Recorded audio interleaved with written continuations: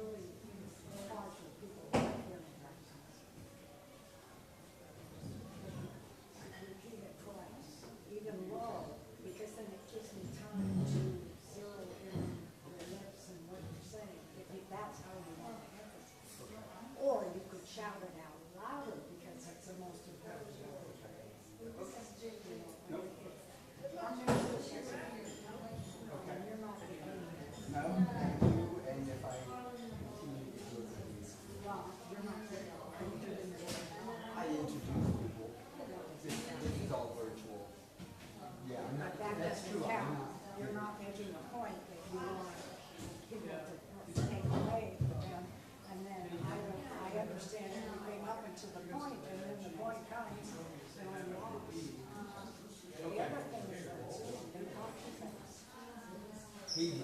Yes, so will this.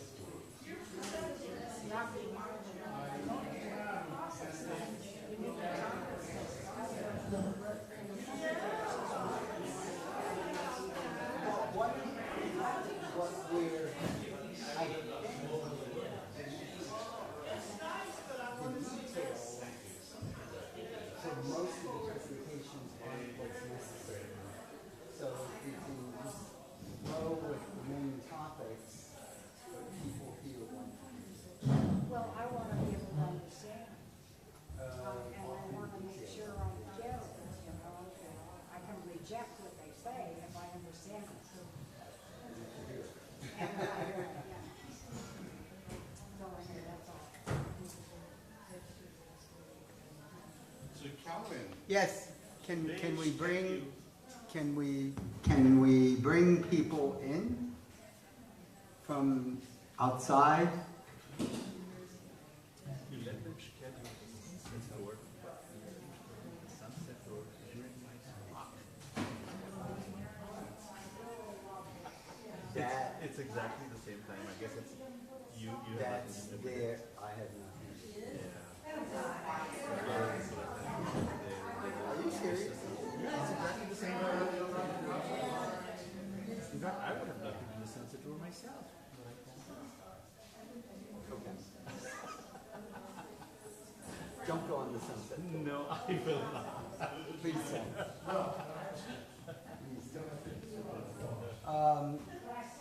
Listen.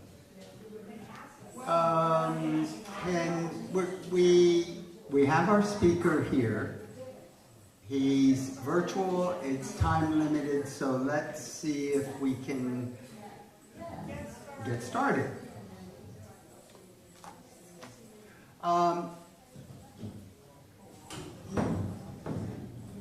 The information about all the speakers is in your orange book, so we are not going through them. We're going to hear from Daniel Ingram. I came across this person when we look at spiritual experience. It is a single part of a larger understanding of emergent phenomena that he will be talking about, and he is coordinating global efforts to try and keep the understanding and the research about spiritual experience and emergent phenomena on track. He's got a brilliant mind. I don't know how he keeps everything in and available to talk about, and he's going to be talking about ethically scaling global emergence. So, do you want to go ahead? You're on the screen, and I'll turn it over to you, Dan. Thank you. Welcome everybody to a talk on ethically scaling global emergence. My name is Daniel Ingram, and the first thing we need to do is turn off the microphone because I'm hearing about a 6 or 7 second delay How's that? of everything that's going on there. So if there's a way to turn off the room mic, that would make it so I can do this Does this work and not now? be hearing a long... I'm still hearing a pretty strong delay in the room, so mute anything, mute you, mute. Mute yourself. If you could do that. There you go. If I can hear you, you need to, I'm still hearing something. So, Oh. There's 2 mics. Yes, thank you. Oh, turn off the microphones, yeah. I'm still hearing a pretty strong delay, so, and hearing a lot of rooms, so someone needs to mute Zoom something. muted? Are we muted also? Thank you. I don't know why that's happening. Whatever microphones are off in the room, they should be turned off, because otherwise I'm hearing a very long and somewhat distracting delay that is as loud as my voice. Are you, I'm shutting down here. If I can hear you, and Yes, I'm somehow turning there's that off. some microphone in the room, Right. and I'm still hearing it, unfortunately. Yes, Yeah, that's I'm muted. muted. Can someone get the tech person from the front? And JD may, I'm still hearing whoever's talking. do you still hear me talking? Well, I will try to do this, but it's, yeah, okay, thank you. I'm still hearing you all. We're getting It may be a laptop or something that's driving this that has a mic on it. That's, Somebody's coming. I still hear you talking. This is off. This is off.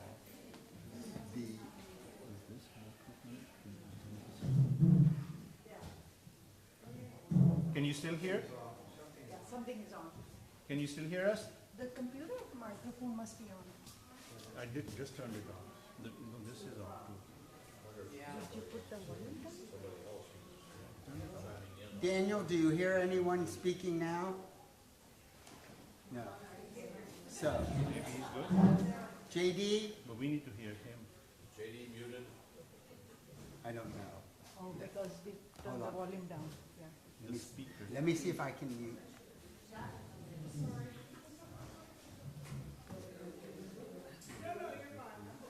I hear you speaking now. How about now? Can you go ahead?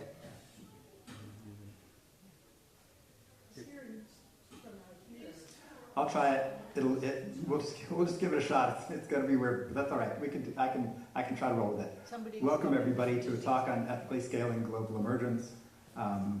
My name is Dr. Daniel Ingram, and yes, I still hear the echo now. And so usually I start this talk by talking about, wow, that is, Can you please That is pause? so We have an distracting. expert here. Yeah. He's still hearing an echo.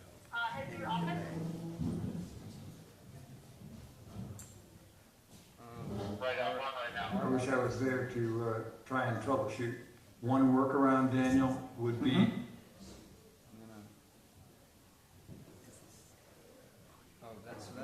being able to hear anything. that's essentially what I was going to suggest. You can also Yeah. reroute the audio until the Q&A. I'm just gonna do that. Okay, cool.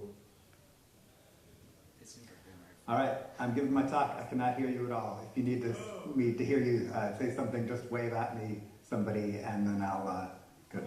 Okay, you have waved. Does that mean I need to put my headphones back on? No. Okay, sorry. No, that's clear. Okay, here we go. So I'm Dr. Daniel Ingram. Welcome to this talk. Thank you.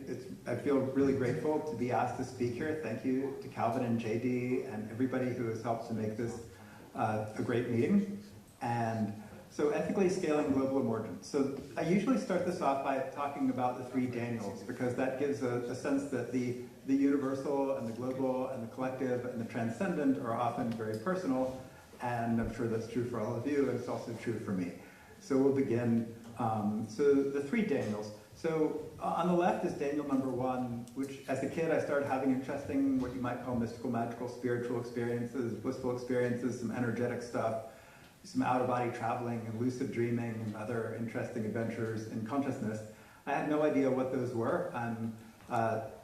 My dad is really happy now. He's a Yale Harvard trained pediatrician, very nice guy, but he's very glad that I did not tell him what was going on. There's my dad, super nice guy. And what was with me, because he now admits he probably would have done something really foolish and or harmful, such as think of me as mentally ill, or give me meds, or who knows what he might have done.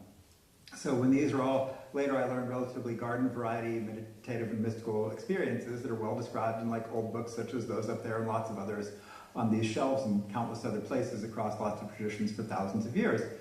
And so Daniel number 1 ended up running into Buddhist meditation and started going on intensive retreats, and then eventually, had a whole bunch more of these sorts of experiences, and then hung out a shingle somewhere in the late 90s and wrote a book and said, hey, if you're having these kinds of experiences, I'll be happy to talk with you about those for free, and I won't even take a donation. And it turns out when the price point is right like that, and you also found a big online community called the Dharma Overground, then you get to talk to a lot of people. So I got, over about 30 years, almost now, I got to talk to thousands of people and read thousands of emails and thousands of forum posts on the forum that me and my friend Vince created, to hear people describe their adventures in consciousness in the spiritual, mystical, magical, energetic, psychedelic, etc. worlds, and the deep end of human experience, as I'll often refer to it. And so that's Daniel number 1. And Daniel number 1 didn't really talk to the other Daniels for a long time. I led a very hyper-compartmentalized life, as maybe some of you have in your own adventures in this stuff. If you were growing up in a society, a professional context, or a culture where maybe you couldn't talk about these things, or curiously enough, plenty of spiritual, meditative, mystical, etc. communities, you can't even necessarily talk about these things. And then Daniel number 2 was like scientific materialist, school of science and math, pre-med, electrical engineering, public health school, a lot of biostatistics and epidemiology, and medical school and emergency medicine, and then eventually even healthcare administration. And Daniel number 2 was told that Daniel number 1 was either didn't exist or was crazy and needs meds. And there were about 10 of us in medical school who had these, that we identified, there may have been more that were just scared to talk about this, who had various interesting experiences, and we all kept it quite quiet, very understandably.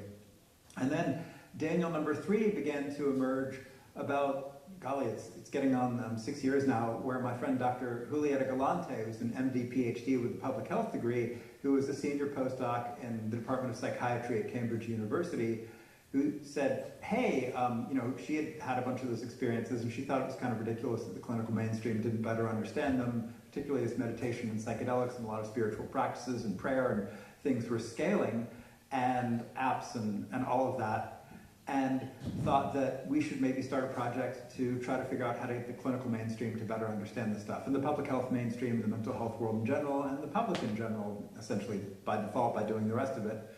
And so she invited me to Cambridge University, where I spent a summer, and then a bunch of the friends who I had accumulated over the decades of doing this stuff, who also happened to be MDs and PhDs and lawyers and media people and business people and venture capitalists and all kinds of fascinating things in their daily lives, were like, hey, what are you doing in your summer, Daniel? And I was like, oh, this project with Julieta.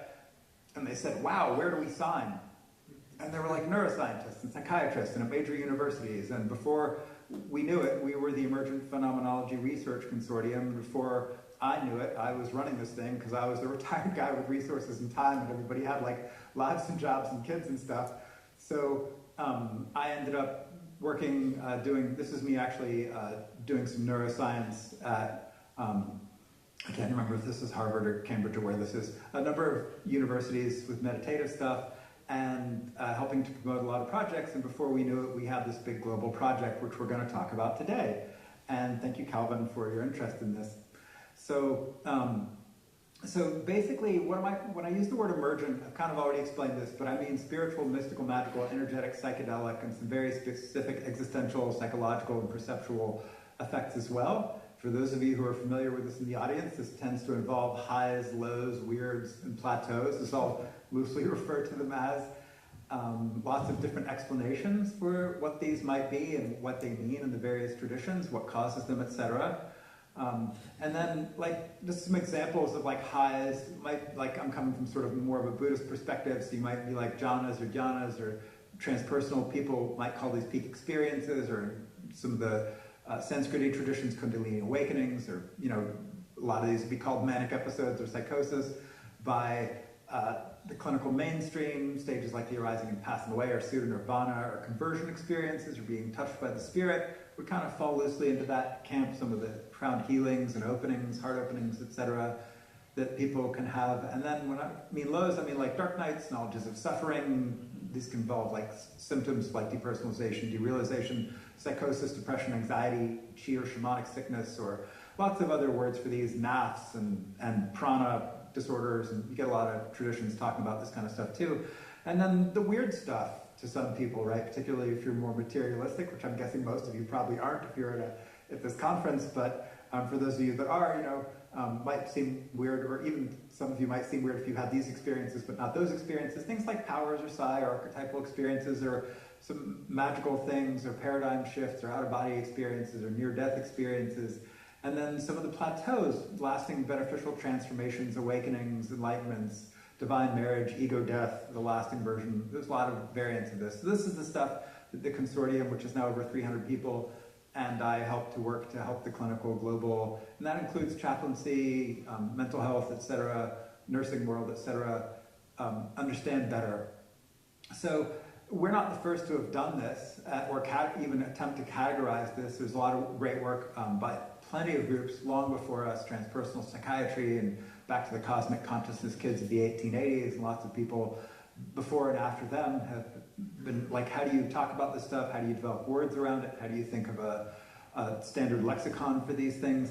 And so like the VCE lab, Varieties of Contemplative Experience lab out of Brown, has done a lot of great things. And they generally categorize this into affective, cognitive, somatic, perceptual, sense of self, conative, which is related to goals and motivation, and social. And here at the EPRC, we tend to, and this is just going to read the list, it's kind of funny to read it: sensate, perceptual, arousal, temporal, sequential, spatial, dimensional, contextual, existential, psychological, emotional, volitional, archetypal, semantic, valence, envelope, cognitive, physiological, paradigmatic, kinetic, vocational, functional, behavioral, social, collective, cultural, expressive, medical, energetic, magical, and meta-emergent. So that's kind of what I mean when I say emergent phenomena. And then, obviously, as I mentioned, these things are scaling, and they have these practices, as I'm sure plenty of you know, have a tremendous potential for beneficial change, but also harm, and complex mixes of these. They can totally derail people's lives and create incredible joy and healing and sense of perspectives that are not available in what we might call, quote-unquote, ordinary consciousness. So, and the mainstream world, I don't think, is keeping up. So I re-reviewed the textbooks of emergency medicine and psychiatry, and they're as bad as when I trained 20-something years ago in medicine. So we have a lot of work to do, and there's a lot of low-hanging fruit, because a lot of the clinical mainstream really, it's like, this is crazy, needs meds. And the few lines, like, that you find that were inserted by the good doctors Lukoff, Lou, and Turner in 1993 and 94 into the DSM, for example, that basically say, hey, this may not be psychosis if it's considered normal in your religious or spiritual tradition or community or cultural context, and you're otherwise functional. But then nobody ever bothered to write the phone books or large tomes of what those experiences might be. So there's basically nothing to guide clinical practice other than the expertise of the clinician themselves, which almost certainly is going to be relatively limited unless they're incredibly broadly studied. And if so, if you know some of those people, would be happy to talk to them, because they're quite rare. So my guess, I can't see you all, but just for a collective exercise, and how many of you have known someone who have had a life-changing spiritual, mystical, magical, energetic, and psychedelic, emergent experience? Raise your hands, just to get a sense of each of you, where you are in this space.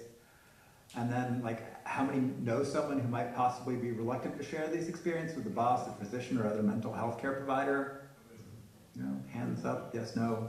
I'm guessing a reasonable number did. Again, I can't see you. So how many of you know someone who had significant benefit or healing or transformation or a sense of a consciousness upgrade or something like that, revelation?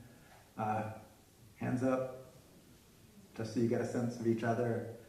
And then how many of you know someone who may have had some significant challenge or unwanted outcome from the short, medium, or long term from some of these emergent experiences?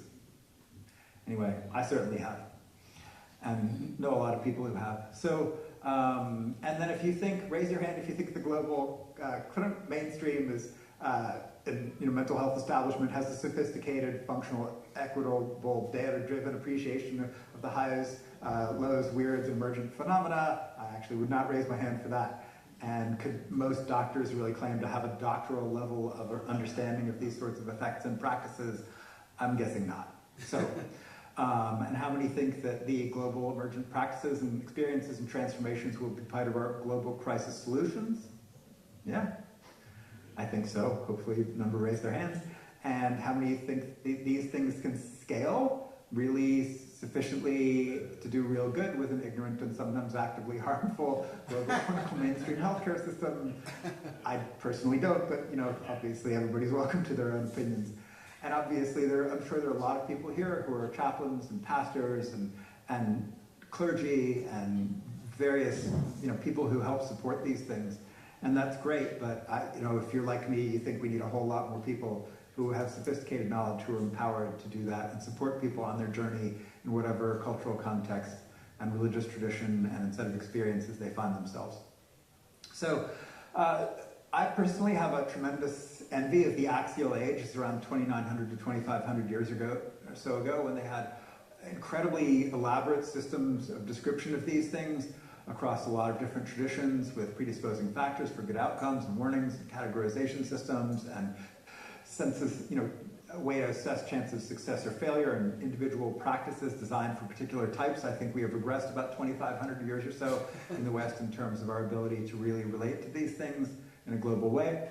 And so the EPRC, as already mentioned, was founded in early 2020, over 300 global members, multidisciplinary, and people at most of the world's top universities, including Harvard and Yale and Brown and Berkeley and Stanford and Vanderbilt and Cambridge and Oxford and Imperial College London and University College London and Melbourne and Monash in Australia and lots of other fine universities that just don't have quite such fancy names.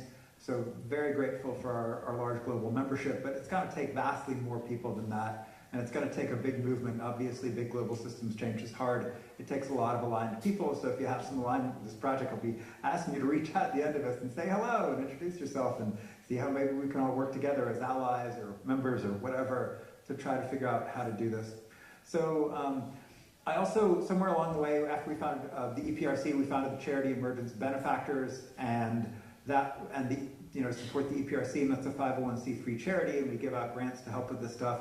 So that's part of the infrastructure we've built. And then how are we proceeding? So we looked at like the last 145 years or so. Back then when I first did, it was 140 people back to the 1880s, including the cosmic consciousness kids that were reacting to Freud, and then William James and the relaxation response people in the 30s and 40s, and then the early and later waves of transpersonal psychiatry, going back to Maslow and the Grofs and lots of other people, and then later people like the Jack Cornfields and a lot of other Esalen denizens and people in other countries trying to figure out how to scale this stuff and figure out things and looking what they thought they did right and what we thought they did wrong, and maybe learn from some of what may have been, mistakes is a funny word, but like, okay, that obviously didn't work, maybe we can do better. And then had a whole bunch of conversations over a year or so with a whole bunch of smart people who really care about this from a lot of different traditions. And we came up with the following plan, which has these characteristics. So it's ethically grounded. And what does that mean? That basically means standard medical ethics, because we're thinking about global clinical mainstream. So like things about like autonomy, which involves informed consent, which involves high quality data on the risk benefits alternatives of anything, including diagnostic frameworks or ontological groundings, or management strategies or cultivation strategies on the positive psychology side for resilience and in the face of life's challenges. And then avoiding harm, doing good, and how do you scale this globally, that justice and equity piece, which is so important to us. And that's why the big global project, because we thought, our ethics kind of demands that, really. And then clinically focused mostly, though obviously there's lots of other settings in which this information would be useful. And then ontologically agnostic, so we recognize that a lot of the previous traditions basically developed, fixated on an ontology, be that Cartesian dualism from some of the Abrahamic traditions, or some of the very esoteric ontologies from some of the Tibetan or TM traditions, to things like cosmic consciousness, which is generally advocated out of a lot of the transpersonal literature. And the problem is that ontological agnosticism, the problem with fixing an ontology, because we all have our favorites, right? We all have our favorite way of viewing the world, however we view it, and that's understandable, but the problem is they're all different. And so trying to figure out what scales globally, we are hypothesizing as an experiment to try, we don't know if it'll work, is having a sense of ontological agnosticism or neutrality.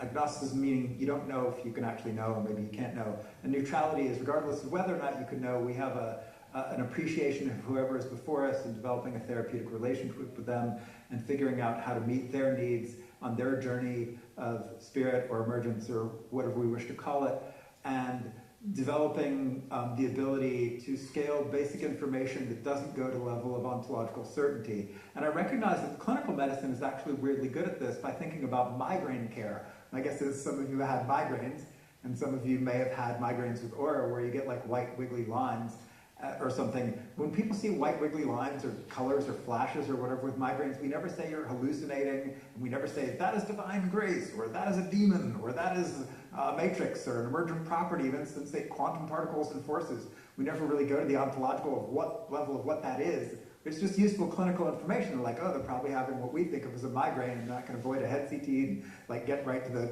the lifestyle and diet and treatment discussion because I kind of know what that is, and that's useful data, but we're not saying you're psychotic or anything like that. So medicine already has a capacity within it in the clinical world in general, mental health world, to do ontologically agnostic things that still add a lot of value, and we think that has a higher probability of scaling. Again, it's just an experiment, we don't know, we're trying it.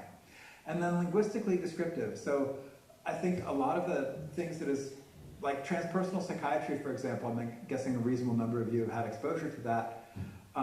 It's really cool, but it's made some linguistic choices that don't appear to have scaled, like they want to call like energetic things kundalini, which is a great word. I use the word kundalini all the time. I personally like it. But some of the Abrahamic traditions and other traditions and indigenous traditions, and certainly the materialist traditions, don't seem to be particularly enamored with it. 60 years later, the word hasn't scaled and appeared in any diagnostic criteria, ICD-10 or 11 billing codes out of the World Health Organization, or the DSM-5-TR in its current iterations, or CCMD3 out of China, or the other Latin American variants. Like you don't find any of these terms. Like none of this stuff is penetrated into real clinical guidelines or guidance or reimbursement or standards of care. And so figuring out how you create just a phenomenological technical lexicon so we can, people who are interested in that can discuss this in a technical way, we think is essential for eventually creating a profession that owns this at the postdoctoral MD and PhD level, which is one of our ultimate goals. So to create subspecialties that own this stuff and have a sophisticated way of relating to it across a lot of traditions. So it's globally scalable, as I already mentioned, non-aligned, as I already mentioned, results neutral. So we're not trying to like promote psychedelics or demonize psychedelics or promote a particular tradition or not. We're interested in like, what does the science show? What can you research? What can you find out? How can you be supportive? What adds value to people's lives and care? What does do good and avoid harm and empower people on this journey of discovery of whatever we all think you or somebody else thinks is out there or in there or collective. And then systematic and strategic. So we have like a 30 to 40 year plan of how you do big global systems change in a high inertia system. So that's also the long-term thing you see up there. And then it's functional. We really care about outcomes, like what helps people be on less meds and save money in healthcare systems and make them say, yeah, that was great care, and wow, that really enhanced my life, and you lent value to us, and that was really supportive. So outcomes-based, data-driven, synergistic. How can we work with the traditions? How can we work with the scientists? How can we work with lawyers and healthcare corporations and governments? And how can we figure out the overlaps of synergy between our mutual goals, which hopefully all are promoting good outcomes and well-being. Hopefully we can all agree on that, obviously, in this mad and divided world that's gotta not assume that is always true, but we can try as a working assumption So comprehensive, like what are all the steps you would literally need to do to make this happen?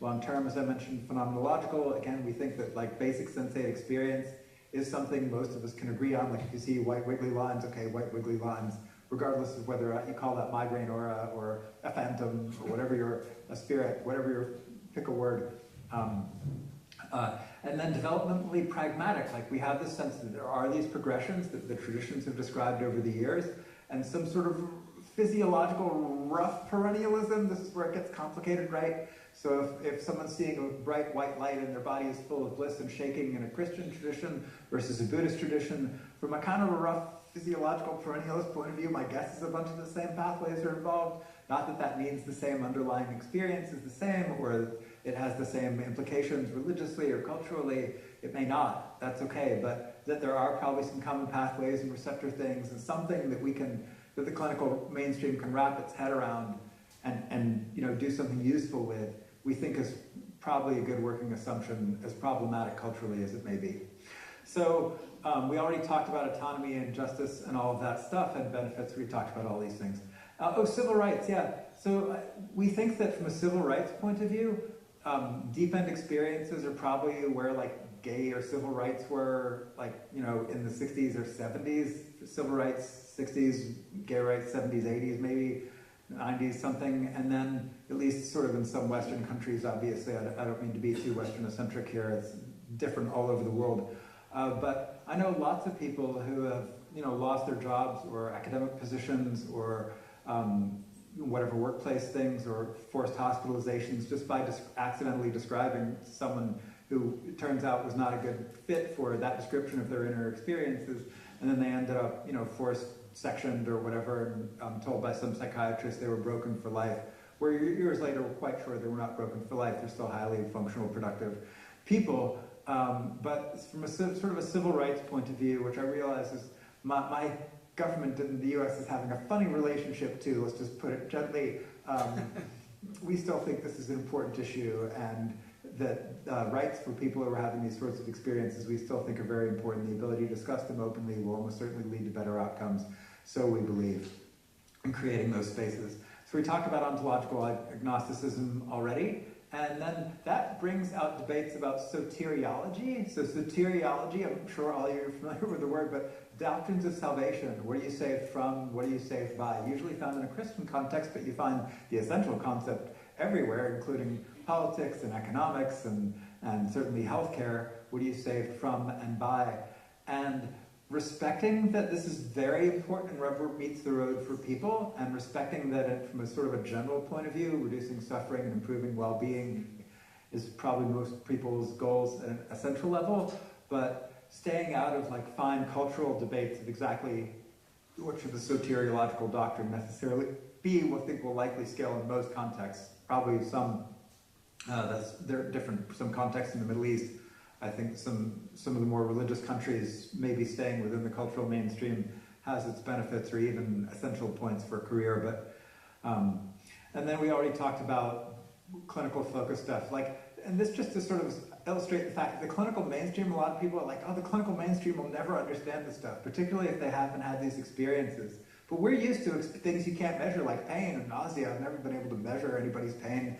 And complex and bizarre presentations like multiple sclerosis and Lyme disease and lupus and other diseases which can present in all these incredibly complicated ways, just like this sort of spiritual, mystical, magical, energetic, whatever stuff can present.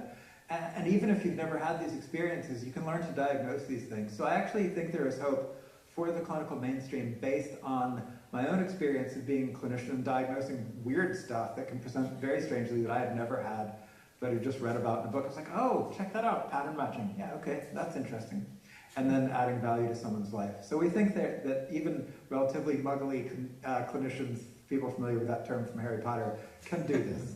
There is the suspicion that people who have had these experiences might be better at it, but that's true of a lot of things, so okay. And then we already talked about linguistic scalability, but just to mention a real appreciative envy of what happened in the 1800s and early 1900s, particularly with regard to chemistry and biology and physics and biological taxonomy and mathematics, where the professional societies, have basically 100 years of ironing out terminological frames that now everybody uses and people don't generally argue about, like chemical and molecular nomenclature and stuff. It's pretty stock and standard because it kind of works and is descriptive, and so we have appreciative envy of having a lexicon that can work in that sort of way and fit into professional context and also inform lay discussions, particularly between traditions. We think there's a lot of good intra-tradition, very ecumenical work that can happen as a result of those linguistic discussions as well. And one of the interesting things that I'll talk about a little bit later is that the LLMs and AI are uniquely good at linguistic translation and transliteration, so not just the words, but the cultural meaning and the context. So I think that despite the fact that they can sometimes do some things that are really problematic, that's going to be a tremendously useful tool for bridging gaps in language, and because LLMs actually store things as meaning associative vectors, really, rather than words at their essence. So we think they're going to help us a lot with some of the global scaling.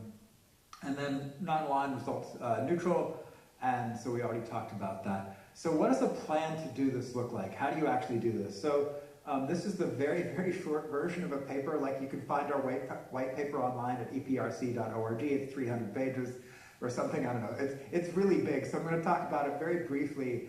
And the idea is you start with a basic phenomenology, which is just people's actual reported experiences in kind of a naturalist way. Like when the naturalists wandered into the jungle, and you start with, ooh, there's a red bug, and there's a blue bug, and oh, those red and blue bugs have some relationship to each other. And then you can start building up, from a taxonomy, relationships between things. And so we think that there is a way to do that in some ways with this stuff, and not meaning to diminish the individual interpretations or like cultural meanings of any of these experiences, but for a professional group to be better at this stuff, there has to be some kind of a rough categorization and taxonomy. So an expansile, organic, flexible taxonomy that can translate across cultures, and then a diagnostic process. And diagnosis, when I say this, usually people think I'm just talking about the bad stuff, like when Kundalini goes wrong, or like people enter a dark night, or whatever you want to call it. But there are plenty of diagnostic categories that are actually positive or neutral, such as pregnancy, which we would generally think of as a real diagnosis. You die, they're pregnant. That is why their belly is bigger, they're having these sensations, right? Which is not a pathological thing most of the time. It's a really beautiful thing, generally. But creating a diagnostic process that can incorporate positive, negative, neutral, and weird experiences.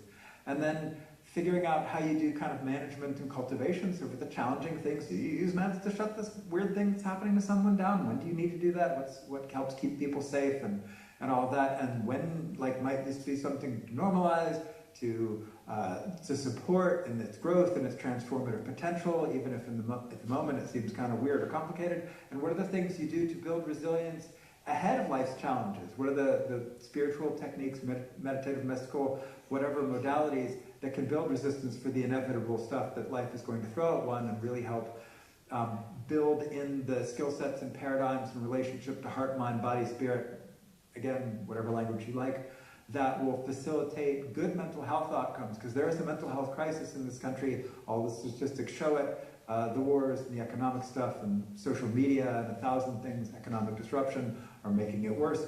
And I personally have the belief that a lot of these sorts of experiences and technologies or practices or support communities, etc., can provide a lot of resilience in times of trouble. And then in terms of the epidemiology, that's not only for the challenging things like, how many people's lives are being disrupted by these processes not being well normalized or supported, and how much, healthcare dollars and research money should you reasonably give to those, but also like what positive impacts can they have? What are the benefits of like communities of faith or prayer communities, or I'm sure a lot of the, I'm sure some of you are familiar with the science of how these things can be very supportive for helping people live longer, healthier, happier, more productive lives. And then how do we understand the anthropology of sociology and linguistics, and how do we scale this in a way that is really culturally sensitive and appropriate to different places? How do we bring a lot of the tribes to the table, as diverse as, communities out in the jungle versus mainstream law firms and governments and insurance companies and healthcare administrators and neurofeedback gizmos and all of that? How do we make sure we're really appropriately engaging with the needs and the concerns of all of the players who are touched by this stuff, which is basically everybody, everybody is actually touched by these things. So a lot of the quantum mechanics and stuff, and even the physics that is defining our era, right? Einstein had a bunch of mystical revelatory experiences when he was young that he described in a series of letters. And later that may have been part of what gave him the vision to be able to see things that later gave us things like nuclear power and nuclear bombs, which obviously are quite a contemporary part of the conversation. So everybody on the planet is touched by this stuff, and we need to make sure we're including everybody's voices that we possibly can. And then outcome and impact studies. Did we do something useful? What did we do that was actually harmful? Where did we go wrong? Where did we go right? Where could we improve? What are the next opportunities for doing something useful? And then how do you get this into healthcare policy and education, which to us also includes fellowship level, master's level, et cetera, PhD level, boarded specialty trained professionals that hopefully can help support these things. And how do you get that also out to the prayer communities and the faith communities and the other communities where you might be getting into this stuff and might not know a lot about it, or might benefit from some of the things that somebody else had figured out in terms of how this could really go well for other people. So helping to facilitate a lot of those sorts of conversations is, and again, we've got it, I'm just really being very superficial. That was like a 5-minute explanation of a very long, complicated plan with a lot of people and thoughts behind it. And then just wanted to talk really briefly about AI and LLMs. So this is like Claude and ChatGPT and all that, which have their issues in power consumption, hallucinations, privacy, sycophancy, spiritual psychosis, which apparently is coming from people like thinking they're waking up the AIs, or the AIs telling them they're like a divine prophet, or fascinating things like that. So I think the religious and communities of faith, etc., spiritual communities are going to have a lot of very complicated relationships with us, but they also provide unprecedented opportunities for information processing, memory scaling, linguistic and cultural translation, I'm sorry for the typo there, lexicon development, vastly improved science, and rapidly scaling clinical support. A lot of my doctor friends think they're going to be out of jobs in the next 5 to 10 years, maybe sooner. Certainly a number of my mental health friends think that is true. And so for better or for worse, we need to make sure the AIs have all of the information they need to really treat this stuff skillfully. And because of that, we have projects like EmergeWiki.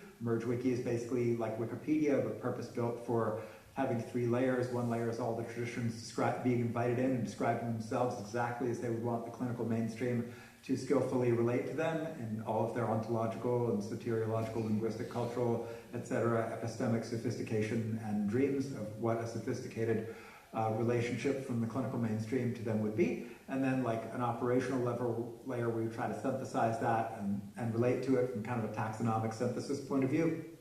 And then a third layer was, what would you actually put in textbooks that you could put on board certification criteria for professional specialties that would own this stuff and, move it forward and be the people that would get referred to. Like my father's a pediatric infectious disease specialist. I think there are only like 160 in the United States, but they're super, super useful when you actually need one. So in the same way, I think with this stuff, when people get into the deep end and they run into the clinical mainstream, even if just basic doctors could just pattern recognize and say, hey, they're having some of that weird stuff or whatever, let's send them to the emergence doctors or whatever they're going to be. We've had a lot of fun dreaming up possible names for this, like if you've got phenomenology, maybe phenomenotry, I don't know. Anyway, I'd be happy to hear your thoughts on what in the world we call these things.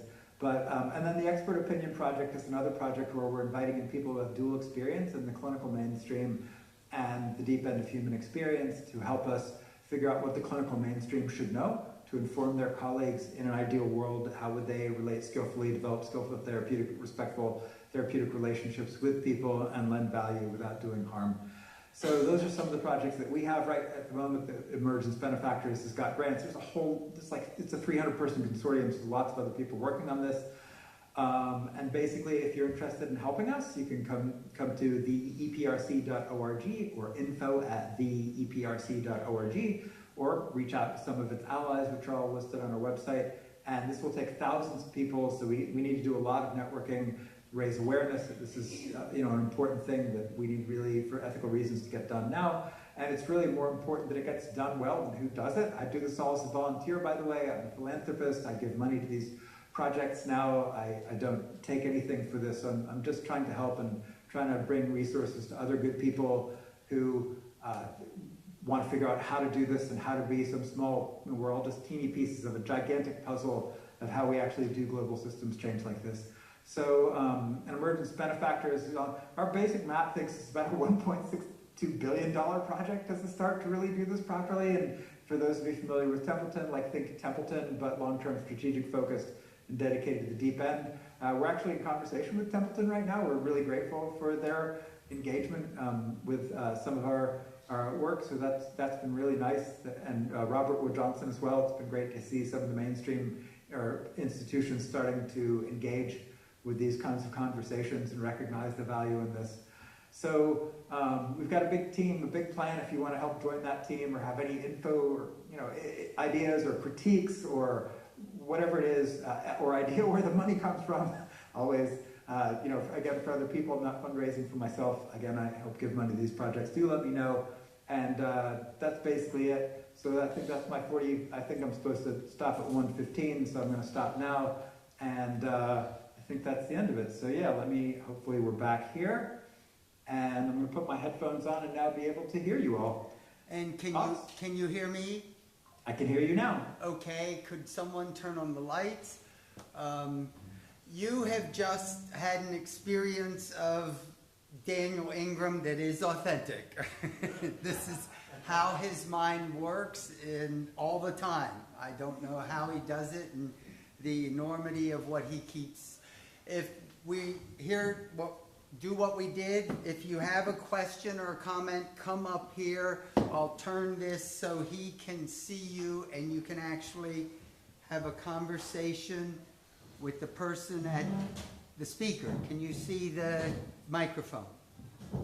And you want to come up and introduce yourself? Dr. Ingram is just trying to oversee this enormous project, and you could see the enormity of it. You want to say your name and... Yeah, I'm Paul Carr. Can you hear me? Hey, yeah, I can hear you. And maybe some of us shoulders might remember Terry Deacon talking about emergent phenomenon. And one of the things that he noted in his book, he said, a consciousness emerges from the firing of our neurons. And what you're talking about is so broad in general that you're talking about more than consciousness. How about a better term? I think what you're really talking about is ununderstood medical phenomenon. Isn't that really what? Well, I think you should change your terms, because just emergent phenomena, that includes just consciousness, which is such a broad category that I think you're much more specific. Well, that's number one. That's the number one comment.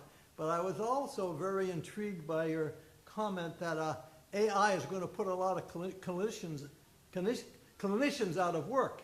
And I think there's data supporting that. But a realistic comment is it won't put nurses out of work. I agree with and that. I think that's a sad fact, because we don't have enough nurses. And we also, by the way, don't have enough MDs in this country. We have to import most of them. In other words, the number of medical graduates in this country is not adequate for the need, and we have to import. So, in a sense, AI may help us not import so many people. So, if you care to comment.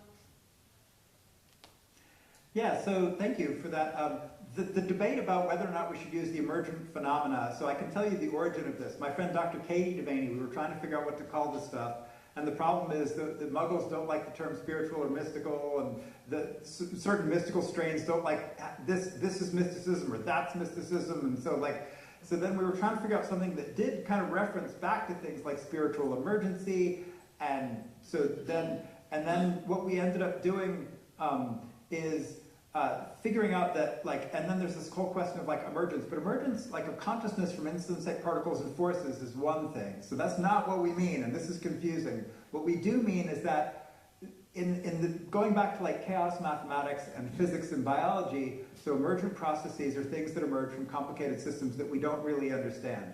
So this is an admission of ignorance, and this is complicated, going back to the original meanings of the term as they arose in more fundamental sciences.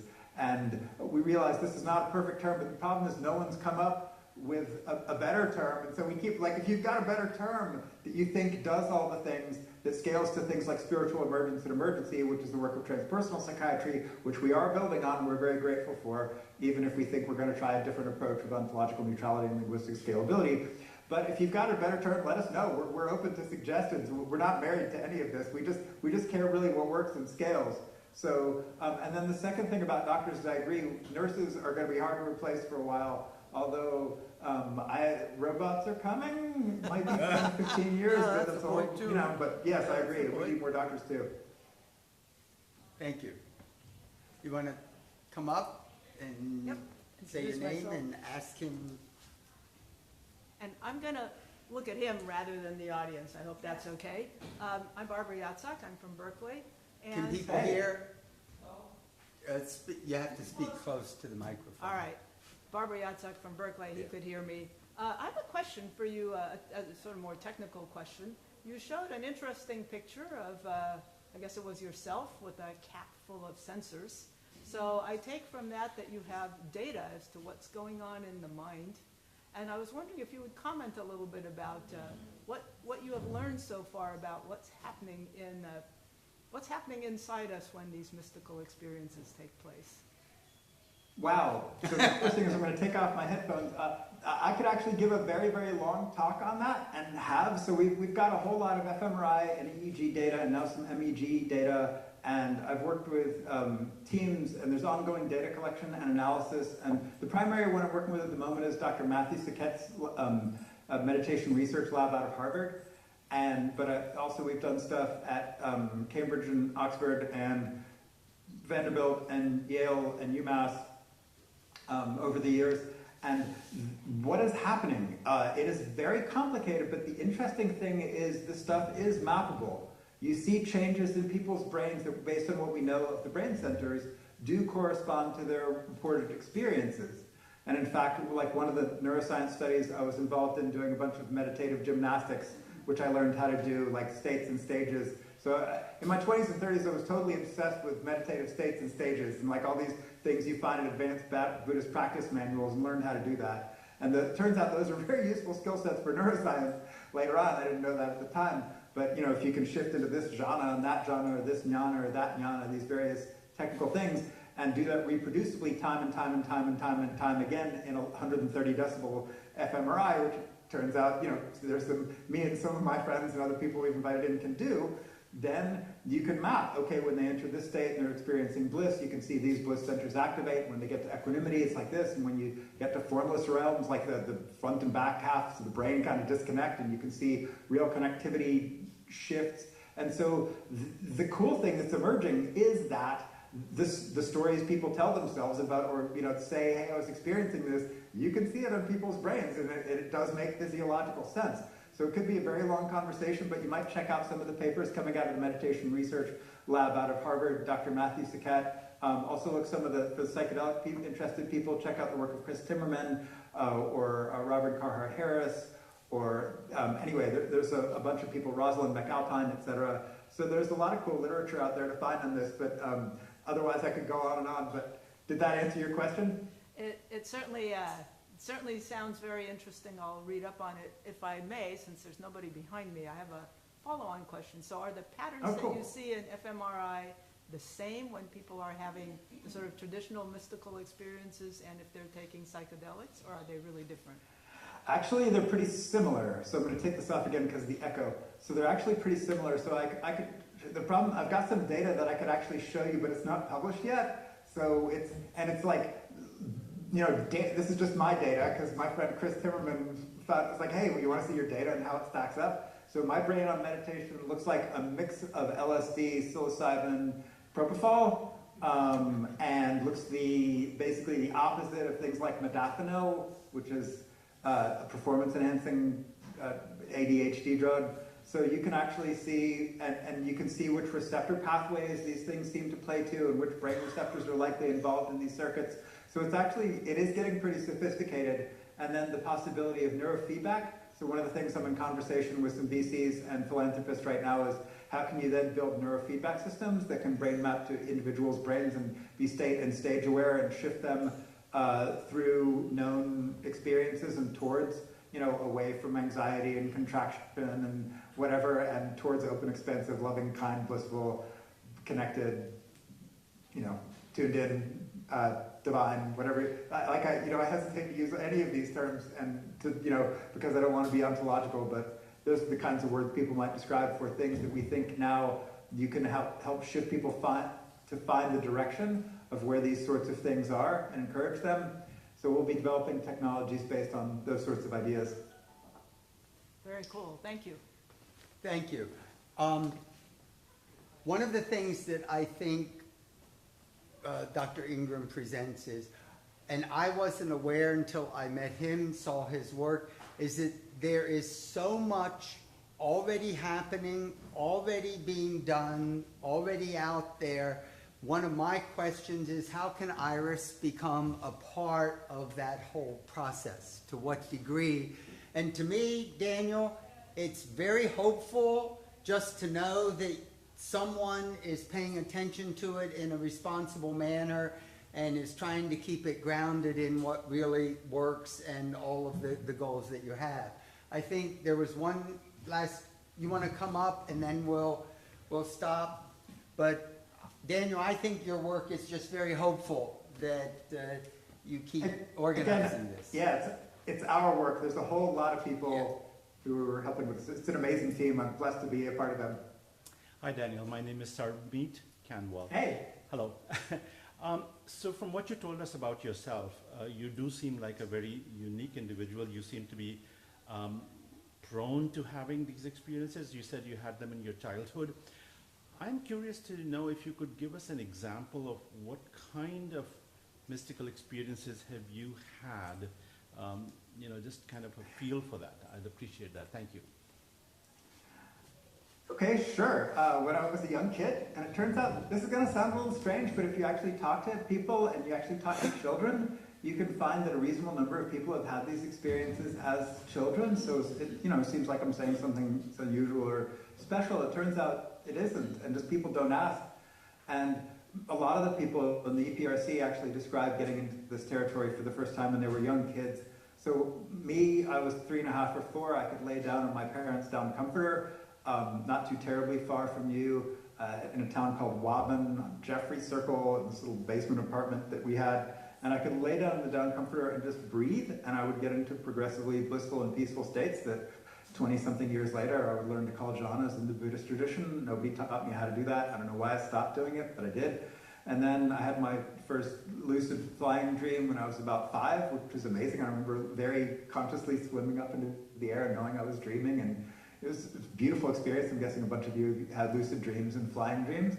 And then when I was 14 or 15, I was trying to have more lucid flying dreams because I thought they were really fun and cool. And I had gone to an interesting hippie Quaker school in 2nd through 4th grade where when I was about 10, I took this elective course called Close Encounters. I mentioned weird hippie Quaker school.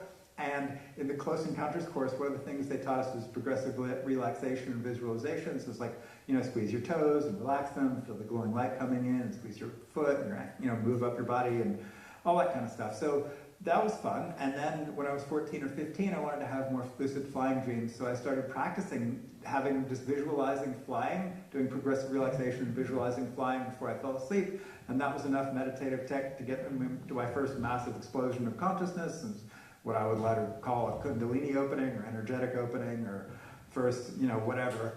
And then very shortly thereafter, I had my first out-of-body experience, which is the classic lift out of your bed, see yourself sitting there on the bed, float through the wall, freak out, snap back, buzz and paralysis, and what the hell was that? And I was never really the same after that. And I compartmentalized these experiences because I didn't have any language for them. This is suburban North Carolina in 1983 in a somewhat muggly context, although my mom's actually quite new age. Weirdly enough, I didn't really talk with these things about her because she was more talking about aliens and other stuff that didn't seem relevant or connected to me at the time. Now, that's more expansive conversations around her views and experiences now. So, and then I started going on intensive meditation retreats where I rapidly got into reproducible energetic territory, and then dark nighty stuff and equanimity, and then stages of what you might think of as openings or awakenings, and and then became totally obsessed with this stuff and learned how to do jhanas and learned how to do all that technical meditative athleticism.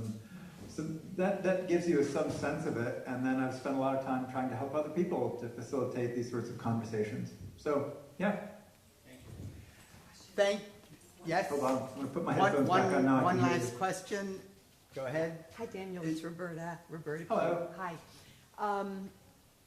I wonder if you could comment on trauma. So there are Yeah. some that say, right, that early childhood trauma can contribute to a privileged access to this magical flight of exploring these realms. Let's say 0 to 7. So what do you think about early childhood trauma? Perhaps supporting a dissociation, which then moves into an external supportive structure called emergent phenomenology. Yeah, thank you. That's a great question. So I'm of two like sort of polar minds that need some integration, I think, when it comes to trauma. On the first hand, I think the meditative, spiritual, meditative world has been really missing a lot of what is trauma responses and dissociation and things like that. And I'm very much a fan of books like The Body Keeps the Score and later extrapolations of that into meditative contexts or spiritual contexts of things like Trauma-Sensitive Mindfulness by David Treleaven and Willoughby Britton. So I think plenty of people have just been dissociating rather than getting into jhanas or formless realms, and they've just been, there's a lot of bypassing, and a lot of the triggering and the problems that you see could be traced back to childhood trauma, as well as the need for magical escape and all of that. I think that's all really valid and important.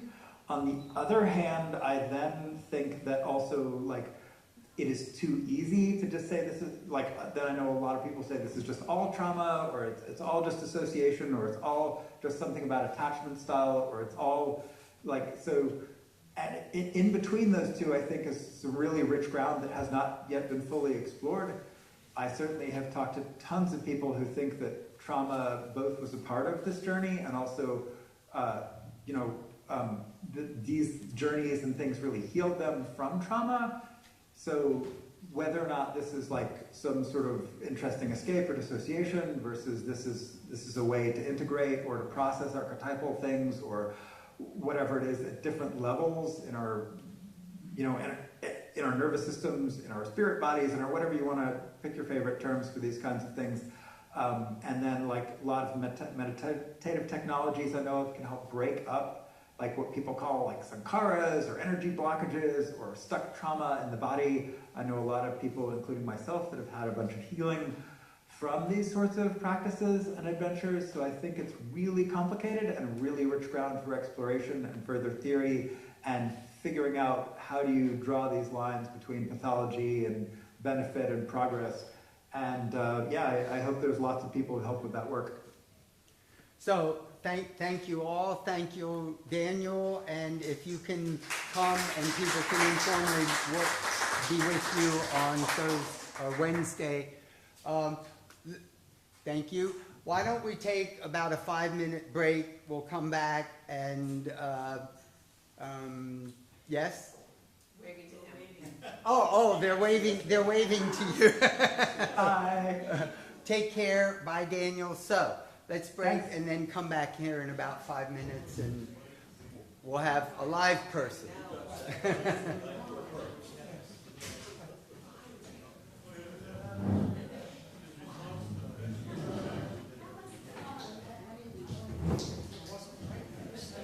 How's it going?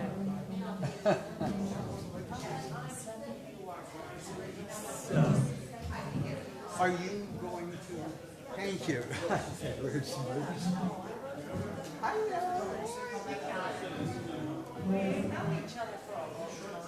Okay.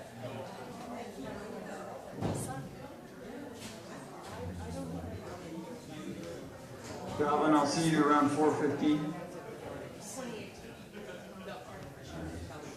Yes. Okay. Awesome.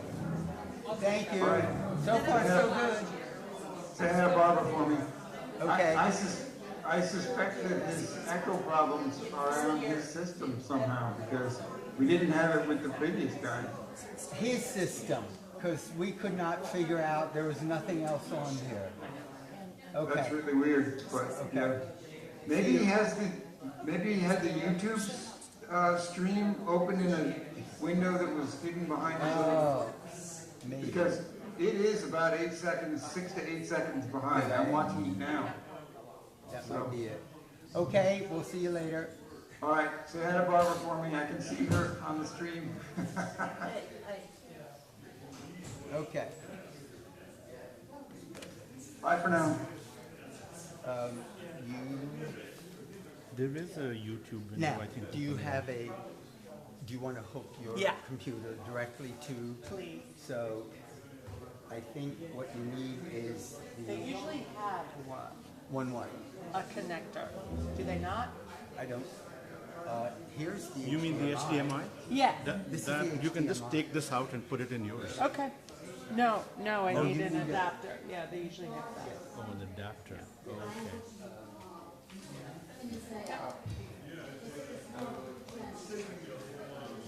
I'm learning the technology. Which kind of adapter? That's HDMI. Into USB-C. Okay? Yeah. I'm good.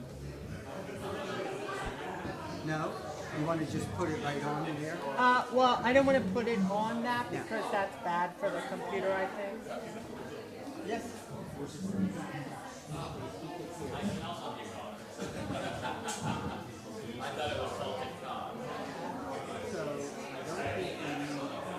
you're not having anything with sound. Nope.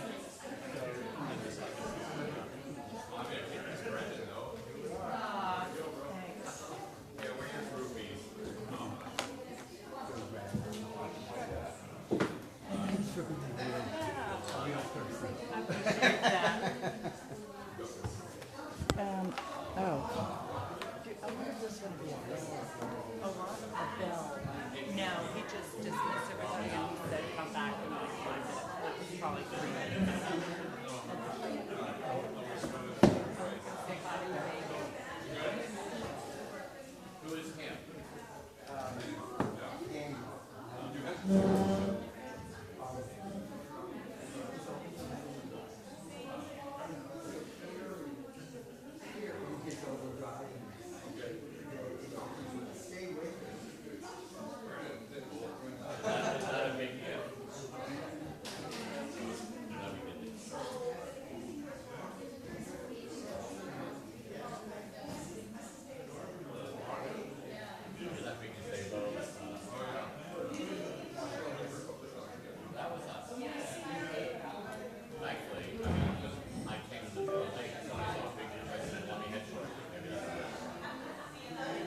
Is everybody ready? Hello? Everybody ready to begin again? No bell, right? I don't think so. Okay.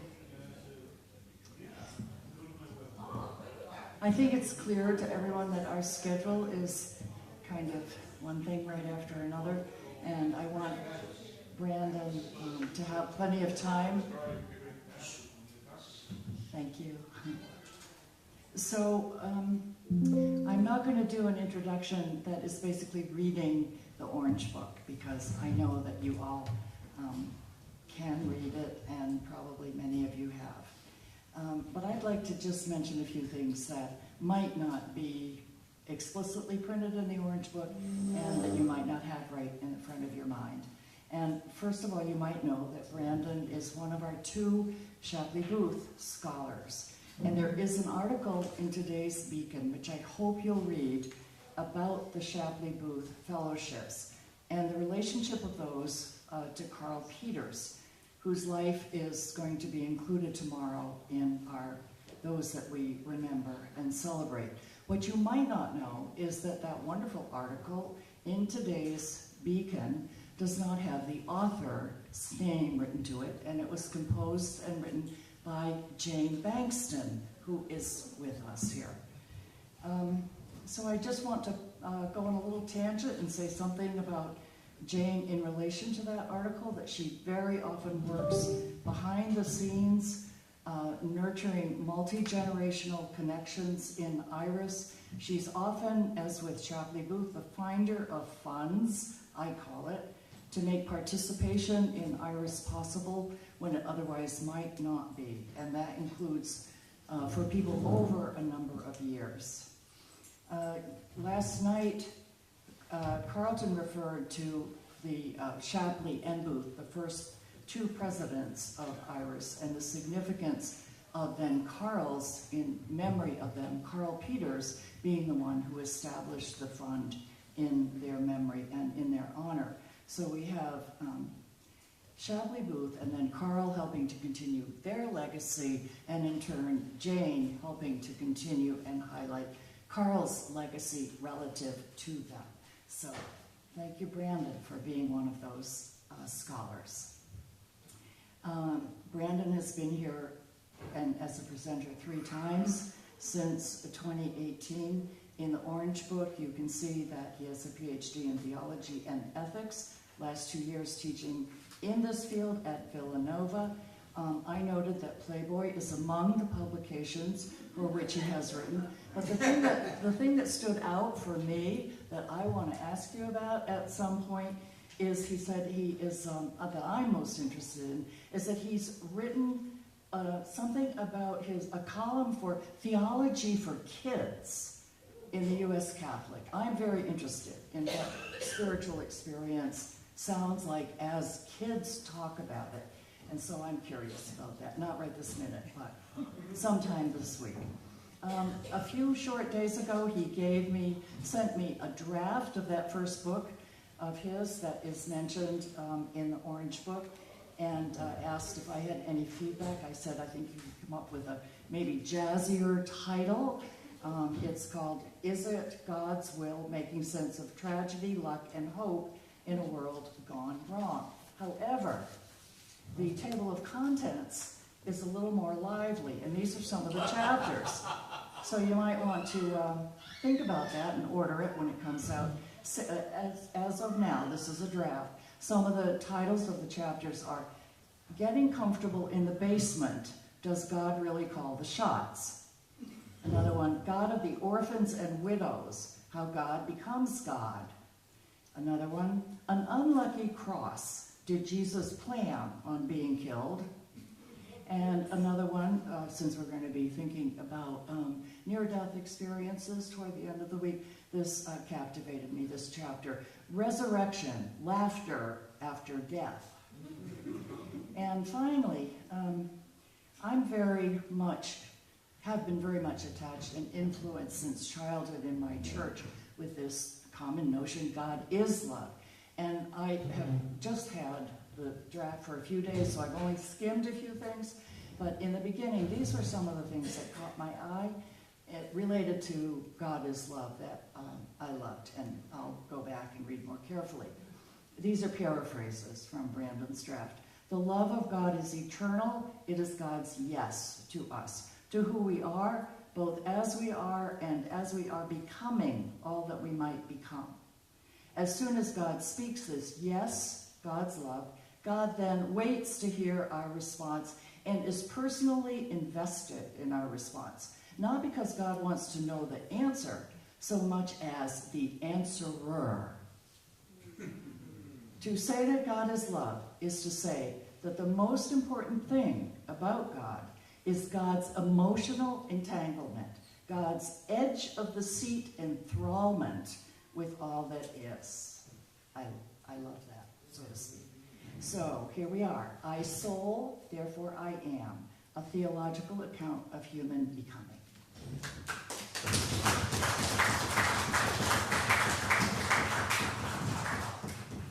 Thanks for that introduction. This was not my first title idea, but I'll just tell you something about the title. I was walking around Disney World with my husband. We are Disney gays. And my publisher called me and he said, our publisher doesn't like the title. And I gave it sort of an academic title. And he said, he wants it to be a question. And I said, Andy, my editor says they want the title to be a question. And he said, is it God's plan? So that was Andy, so you can blame Andy for this horrid title. But I did come up with the chapter outline. But thanks for saying that and for reading it. Okay, I'm a theologian by training. Ethics is my specialization. I just wanted to say something by way of preface about the kind of theology I do. I'm not a systematic theologian. I can do it. I studied Thomas. I'm Catholic. But I like constructive theology. If you're not familiar with constructive theology, we don't totally move from A to B to C and then clear through Z. Instead, this theology is a lot more in process. It's a lot more suggestive. So I'm going to be jumping around a little bit. And what I'm doing today is in process. This paper is not written. I'm just trying to make sense of soul. I think there's something about the soul that's worth holding on to. I'm a theologian who is interested in science, but I think theology can't be reduced to scientific language, that there's something irreducible about this theological, about these constructs. And because I'm a Christian theologian, I think there's something irreducible about these Christian theological constructs. All right, let me move this over so I can move this. All right, I soul, therefore I am. I wanted to start with a quote from Virginia Woolf. The truth is, one can't write directly about the soul. Looked at, it vanishes. But look at the ceiling, at Grizzle, her dog, at the cheaper beasts in the zoo, which are exposed to walkers in Regent's Park, and the soul slips in. It slipped in this afternoon. I love this language. By the way, I put slides of my family up. I teach freshmen, and I find that it keeps their attention. And also, I don't love giving presentations. I get a little nervous, so it's helpful for me to see the friendly face of my nephew. This is the one that calls me Lele, by the way, if he came to chapel last night. That's Bennett. So the soul slips in. So I'm hoping this afternoon, for a few minutes, the soul might slip in. So, in the Western world at least, a lot of what we think about soul goes back to Plato, right? What is it that present in a body makes it living? And he says a soul, right? So there's me, and then there's this part of me that is invisible, but it's substantive. And that is the part that makes me living. This was thematized explicitly by Descartes.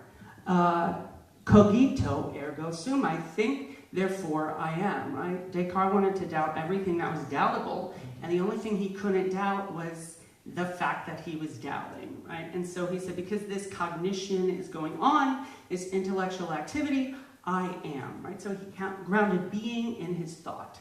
All right. So the soul then, and he sort of slipped between mind and soul. But the soul for him was substantive. It was immaterial, but it was substantive. And that is sort of the legacy that we in the West have inherited. That the soul is a thing, it's a substance, right? So this is from Descartes. He says, humans are composed of a soul and a body. And then he was talking, this was in a letter he wrote to his friend. He gave himself 3 tasks. The first task was to describe the body on its own. And then the soul, qua soul. But then it was very important to him to think about where the soul and the body are interacting.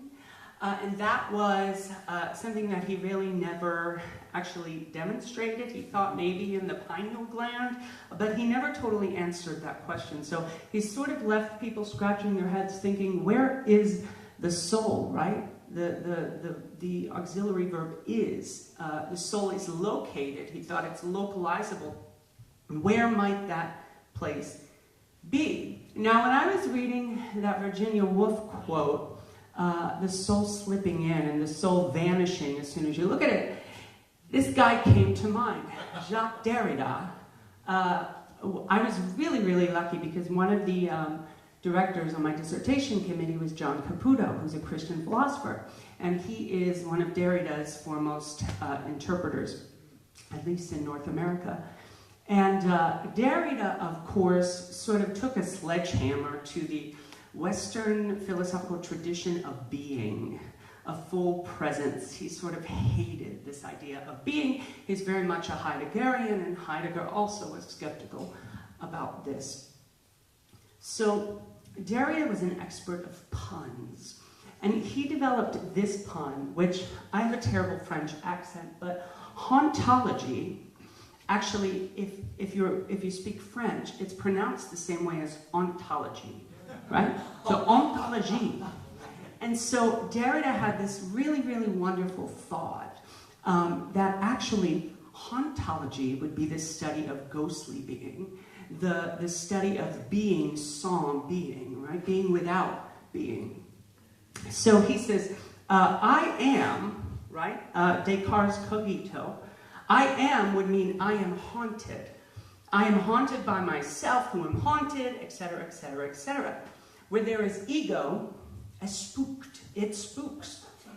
The essential mode of self-presence of the cogito would be the haunting obsession of this as spooked, right? So a soul, we're talking about something that spooks, something that vanishes as soon as we look at it, right? We're not talking about the substance of a being. We're talking about the non-substance of a ghost. What else does a soul do? Well, this comes from Nietzsche, and he talks a lot about, actually in the genealogy of morals, which I simultaneously love and detest. It's a fascinating book, but terrible to base your moral life on.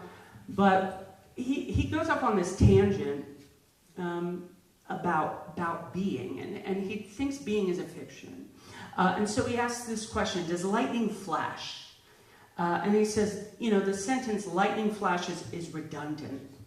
And he says, that's because there is no being behind doing or affecting or becoming. The doer is merely a fiction added to the deed. The deed is everything. So for him, you do not have to say lightning flashes. You could just simply say flashes, right? The verb takes care of that whole sentence. He says because we're obsessed with presence and self-presence, we then create the fiction of a subject. Judith Butler, by the way, will pick up on this in her entire book, Gender Trouble, is basically applying this to the concept of gender, that there is no gender essence behind our performances or iterations of gender. So I'm going to apply this to soul. So I want to say a soul is what a soul does, right? But I could also just simply say the soul souls. Or we could reduce it further and just say soul, as in a verb, right? You don't have a soul, you soul, and you soul with your body. I'm going to grab a drink.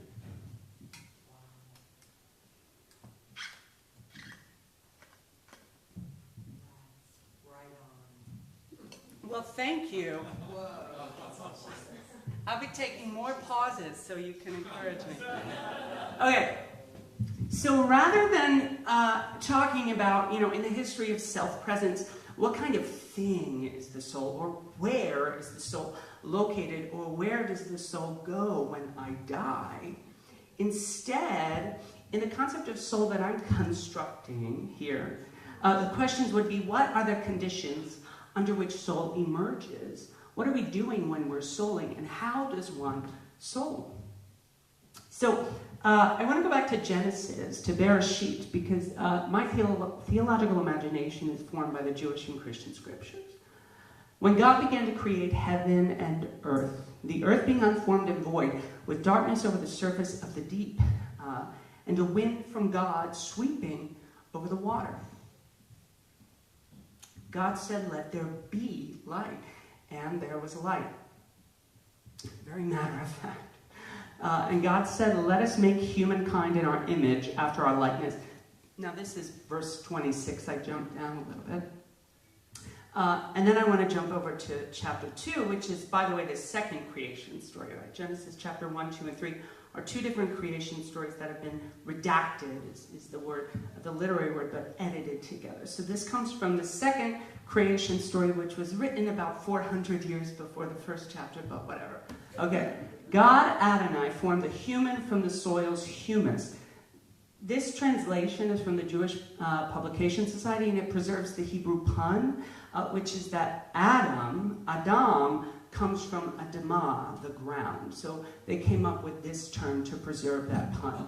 So God formed the human from the soil's humus, blowing into his nostrils the breath of life, and the human became a living being. Now, in the history of translation, this is one of the most unfortunate errors to ever occur. That's my fabulous niece Coda and her fabulous uncle. So that word for living being right there is nephesh. And the King James Version translated this as soul. But everywhere the translators saw the word nephesh in the Hebrew Bible, they translated it as soul, which is really, really unfortunate because in the West, of course, our heritage ever since Plato is to think of the soul as some, invisible substance, right, that lives separately from our body. But actually, there's a really good example that shows this very clearly is in the book of Jonah, when Jonah is thrown overboard because he doesn't want to go to Nineveh, and he's swallowed by a whale or by a big fish, and then he composes this prayer or this song. And one of the things he says is that the water is encircling me, even unto my very soul, the King James Version says. But actually, the word nephesh, the Semitic root, refers to throat. So he's actually saying the water is actually coming up to here and I'm drowning, right? So soul for Hebrews is a very embodied physical concept. Okay, so with this in mind, I just want to go back and look at this again, right? So God comes to a world of chaos and order. In the Hebrew Bible, God does not create out of nothing, creatio ex nihilo. Chaos is always the stuff out of which ancient Near Eastern gods create. To create in the ancient Near East is to order chaos, and this is what God does, yet very at home in the ancient Near Eastern literary scene. Okay, so God shows up. And this word sweeping is, I wrote it down, I want to read something else. This is from Deuteronomy 32, and I'll tell you the verb that's translated sweeping. So God found his people in a desert land, in a howling waste of wilderness. He encircled them, he cared for them, he kept them as the apple of his eye. Like an eagle that stirs up its nest, that flutters over its young. This is the verb flutters. So God shows up over chaos and sort of broods over it, flutters like an eagle, right? The idea is anticipation. The idea is dreaming of the future, right? So when we get to this part, when God says, let us make humans in our image and in our likeness, we do not know a lot about God, right? Now, in the Catholic tradition, we say, well, we can deduce certain things, right? About God's anchoring in love, God's desire to share his love with the beloved. Yes, okay, fine. I do all of that stuff. But in this story, the only thing we know about God, really, is his anticipatory character, that he shows up to chaos and flutters over it, right? So the concept that I'm trying to put together is that to be a nephesh, to be a living being such as we are, is to sort of share in this divine anticipation. So sort of putting that together, I would say that in the opening scriptures, what we can conclude about God, or what we can construct about God, I don't like conclusions. God desires to create. God anticipates the future, and God hopes for more.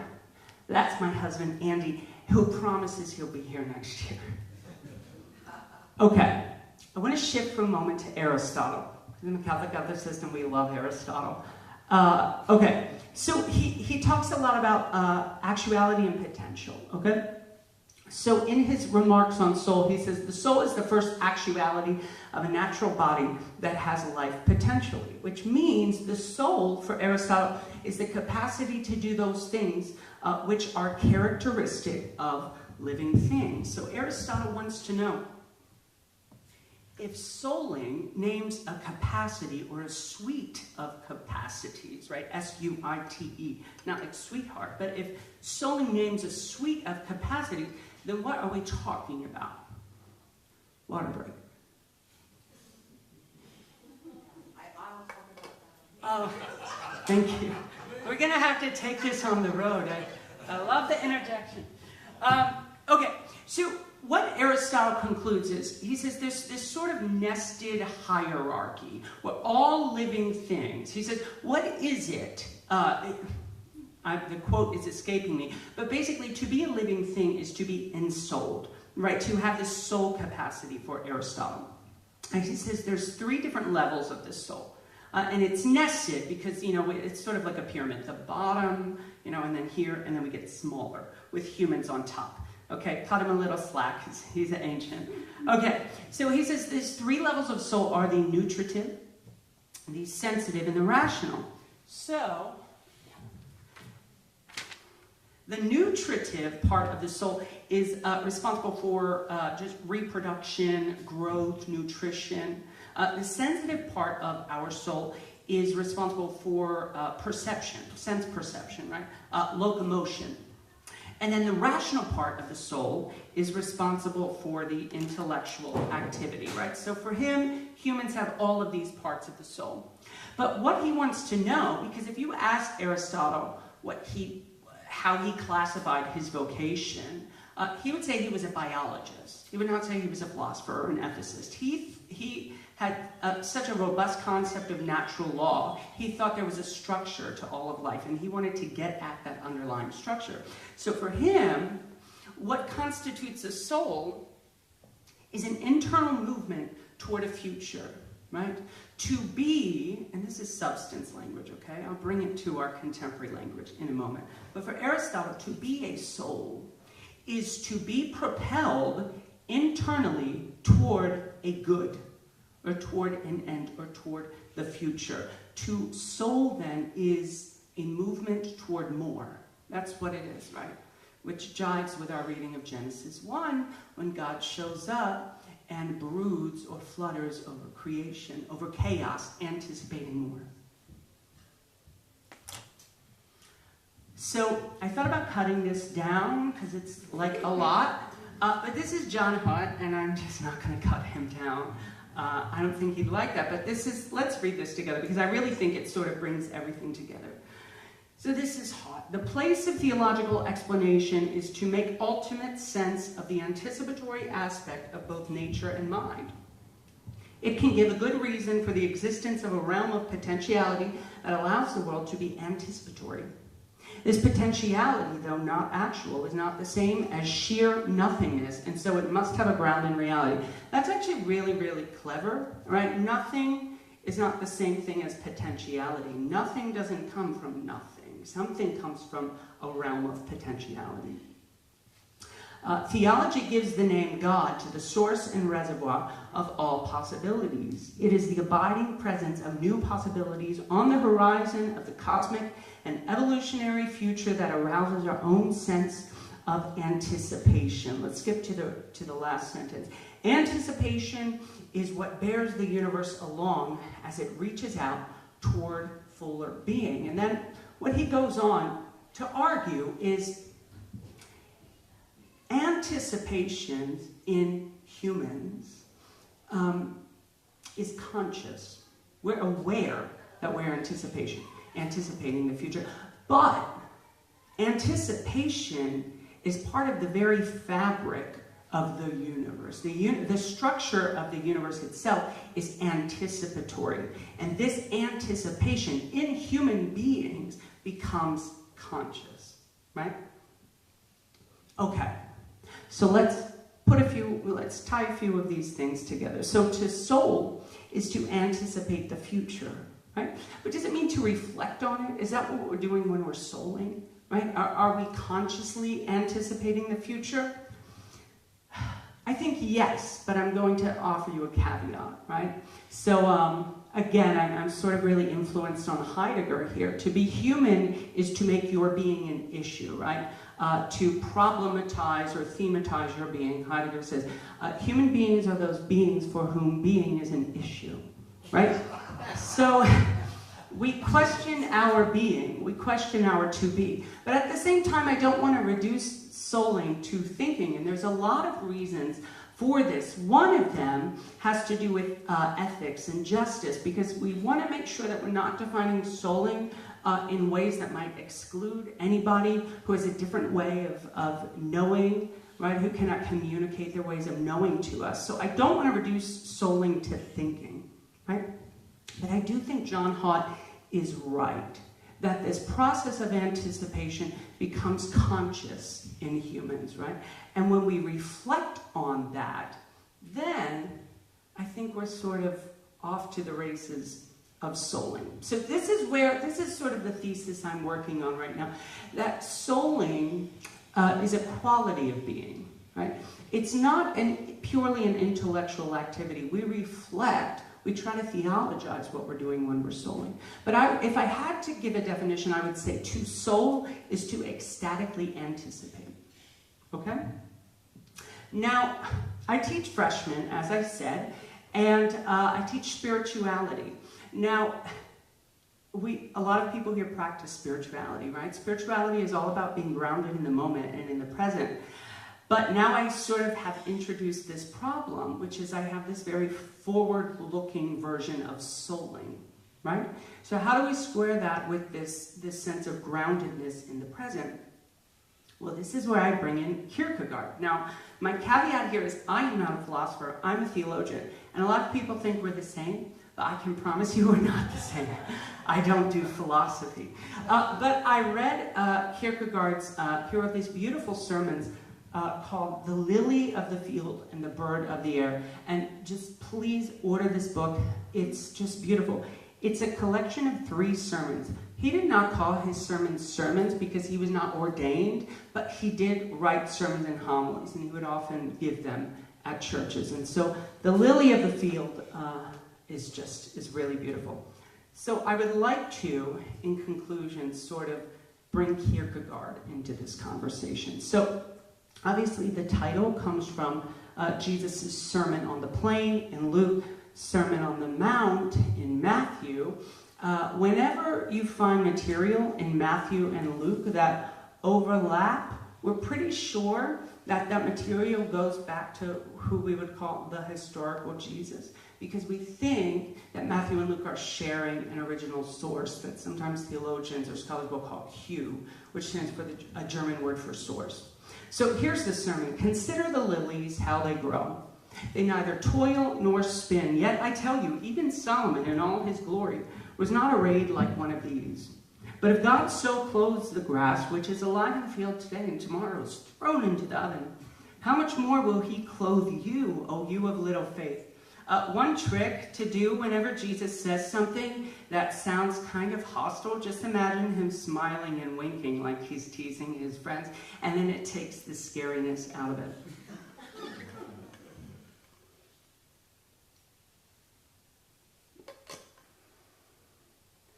So, what does Kierkegaard have to say about this? Well, here we go. As befits teachers, they, the lilies and the birds, have a masterful understanding of how to encounter the unconditioned. Now, I think the gentleman who was speaking on psychology earlier about the numinous talked about Paul Tillich. Paul Tillich, like Kierkegaard, was the Christian existentialist. And they talked a lot about the unconditional. The unconditional, or the unconditioned, is that which has been removed from any and all limits of condition. Right? It is the pure given. It is the pure absolute. It is the pure eternal. Right? Eternal. It obtains beyond any and all limit or qualification. So what he's saying is that lilies and birds are very, very, very good at encountering the unconditional. The obedient lily obediently submits to its circumstances and bursts forth in all its loveliness. Only unconditional obedience can encounter the moment unconditionally exactly. Only unconditional obedience can make use of the moment unconditionally undisturbed by the next moment. Okay, so his concept of the moment, I think, is our key for constructing a contemporary theological discourse of the soul, right? Because for him, the moment is where the eternal encounters the temporal, where the unconditioned is experienced by the conditioned, right? Where the given addresses itself to somebody rooted in a particular location or place, right? And so lilies and birds know how to do this. And he's saying at every moment of their lives, because they are so completely themselves, because they just are so completely open to their own being and therefore turned out toward the future, they always greet each moment as it happens to them. Deleuze talks about ethics being something like being worthy of the event that happens to you, right? And so Kierkegaard would say that lilies and birds are worthy of all of the unconditional events that happen to them. So how would I define the moment for Kierkegaard? Well, I would just say the moment represents the wholeness of the present. Cynthia Bourgeault, I think, is exactly right here when she says that the future, the past does not lead to the future. The future is actually a dimension of the present, right? And so I think if you can, if we can meet the future, if we can be open to the future as it fills out the present, then I think that is when we can tap into the unconditional. I think that's where souling happens, right? Greeting the eternal in the moment. So where does souling happen, right? It's the moment. As soon as we are aware that the present is full of possibilities, is full of the future, right? And by the way, to put this in Christian discourse, this is what Jesus means by the kingdom of God. Is the kingdom of God is, Jesus says, if I, by the finger of God, cast out demons among you, then the kingdom of God is among you, right? So for Jesus, there is something structural about the future such that the present starts to give way under its pressure, right? Okay. So souling is a verb for me. Souling happens, right? So we're not going to talk about where we can locate the soul. We're just going to talk about the soul happening. Today, I would define this process of souling as an ecstatic anticipation. And then I would finally say that we encounter or we anticipate in the moment, right? When we realize that the present is actually bigger than the present. And then finally, I just wanted to say that I have this book coming out, and if you want to get it, you can. So that's all I have to say. Thanks for your attention, and if you have a question, yeah.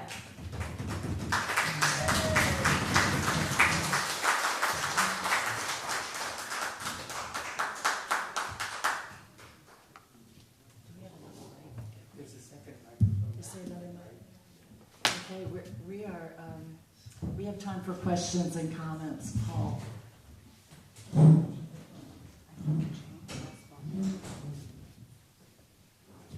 Hello? Is that on? Oh, Paul. Thank you for such a wonderful tour of all these theological ideas. The one missing thing, I'm age 90 and I'm concerned about eternal life. And you didn't really discuss that explicitly. And I'd like to build on your ideas that we get eternal life in the sense that we anticipate the future, and the eternal future might be eternal life. Mm-hmm. But my way of understanding it is,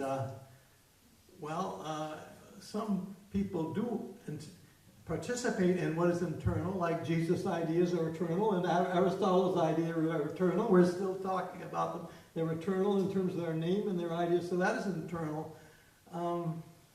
But, you know, my grandfather was a craftsman. And what's eternal about his life? Well, I have some of his books that he bound, but what about the thousands of people that built our buildings and our bridges and our roads? What's eternal about their lives? I mean, you can't, you know, we know Aristotle, we know Jesus. What about the millions and billions of people that built our roads, built our civilization? And the idea that appeals to me is that Whitehead's idea is that they are remembered in the mind of God as a symbol. So if you could care to comment. Yeah, thanks. He gets a bad rap. By the way, thank you for this comment, and I don't mean he gets a bad rap. I'm going to talk about the old Pope, Pope Benedict. He writes really beautiful theology, and so he wrote this book called Introduction to Christianity, which is just beautiful theology. And he wrote an appendix on resurrection and eternal life. And he says something like this. You know, when my mother dies one day, she will live on in my memory of her. And then when I die, I will live on through the memory of my godchildren. And therefore my mother will live on through my godchildren's memory of me. And so on and so on and so forth, right? But he says at some point this has to end, right? It cannot go on infinitely, right? It can't regress infinitely. He says, so the point at which all of this memory ends is God. And he says, God is the one who remembers all of us. Sorry. You know, I'm thinking today because we have, you know, we're remembering so many people here. But he says, God's memory, he says, I am because he is, right? I live on because God does. So that's where I would go with that.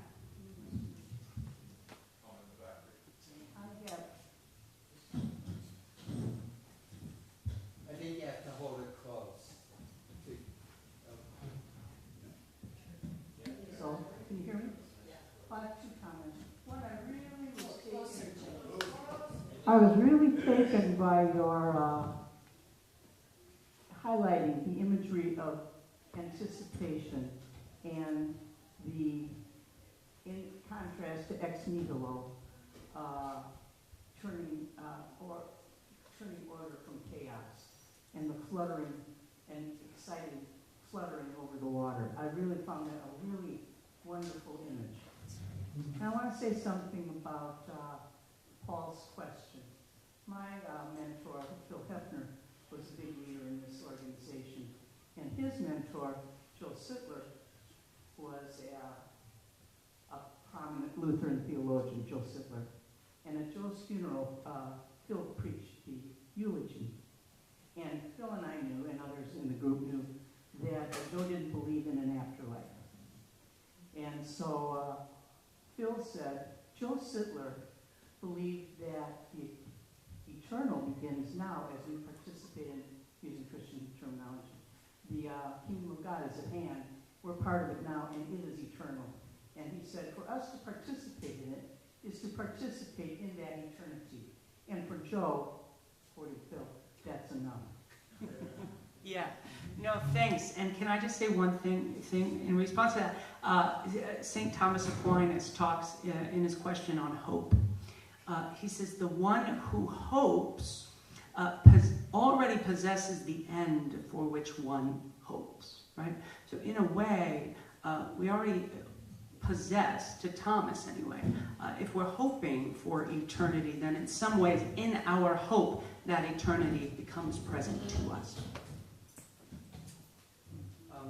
I mean, in our approach through science and psychology rather than theology, I would hear what you said about soul and souling, and to me, creativity, the co-creation fits without needing any kind of theological connection. How or what is different between your souling and just the creative process that we are part of in the universe? Yeah. Yeah, good question. I mean, I guess I would just say I really like souling, so I'm going to use that language. That's my soulmate in the back. I talked a few years ago about artificial intelligence developing a soul, and we connected over that. Yeah, I don't know. I mean, I would say the soul slips in, right? The Virginia Woolf quote. I think there's a dimension of Paul Tillich, again, to go to Tillich, he says, religion names the depth dimension of humanness, right? The human way of being in the world. I just don't think the creativity, the language of creativity, gets me as deep as some of these theological terms. That is a wonderful response, and I think from the psychological perspective, it is about depth. That the language itself carries us into a depth that scientific and psychological language, other than maybe psyche or whatever, is hard to capture the religious depth of life experience. Thank you. Just a quick comment, then I'll hand it to you. You said you're not a philosopher. That's not entirely true. Halfway through your talk, you made the important point, right? That's been controversial throughout philosophy. That nothing comes from nothing, right? Ex nihilo nihil fit, right? And you said that possibility has to be somewhere, right? John Hott would hold this, Whitehead would hold this, and this connects to the theological claim at a metaphysical level, maybe an inference is the best explanation, but where are the infinitude of possibilities upon which the universe is based? What explains the fact that the past does not endlessly repeat itself, but novelty enters the process of evolution? What explains the fact that the past is settled? These are all metaphysical claims that, at least from a process perspective, point towards a reality that is the harbinger of the past, its preservation, the ground of meaning, the divine memory, the ground of truth, and at the same time the harvest of the future. Something which is the contextual harmonization of everything that could be by way of value. Whatever that thing would be, that would be God. I wanted to ask if you would go back and to what you said about haunting, and only because it sparked a memory in me from Unitarian Universalist circles, which somebody here from those circles may sort of check me on this, because it's an old memory. That years ago there used to be a curriculum, a Sunday school curriculum for very young children called The Haunting House in UU circles. And as I recall, the purpose of it was to enable, say, preschool age children to feel at home in their church building, to feel it as a home away from home. And I think at the time, I haven't done this today or recently, I checked the etymology of the word haunt, and it was related to home. Am I right about that? Am I right about the curriculum, and am I right about the word history of the word haunt? And can you remind me what you said about haunting and soul in the beginning? Sure, thanks. I will preface it by saying Derrida is not careful with language. He thinks our language is too careful, and so he's loose. So I don't think he means haunting like a ghost. He just thinks ontology is a really, really clever pun. It sort of deflates the fullness of being's presence. So that's what he means by haunting. So in this, in the context of souling, there's not really the context, I would say, there's no proper thing that is soul. There's no material substance here, right? But it haunts me because I still think of myself as being ensouled, right? So I think that the idea of soul haunts us because it keeps coming back, right? But for Derrida, ontology is just his way of being really sort of naughty about Western philosophy and ontology.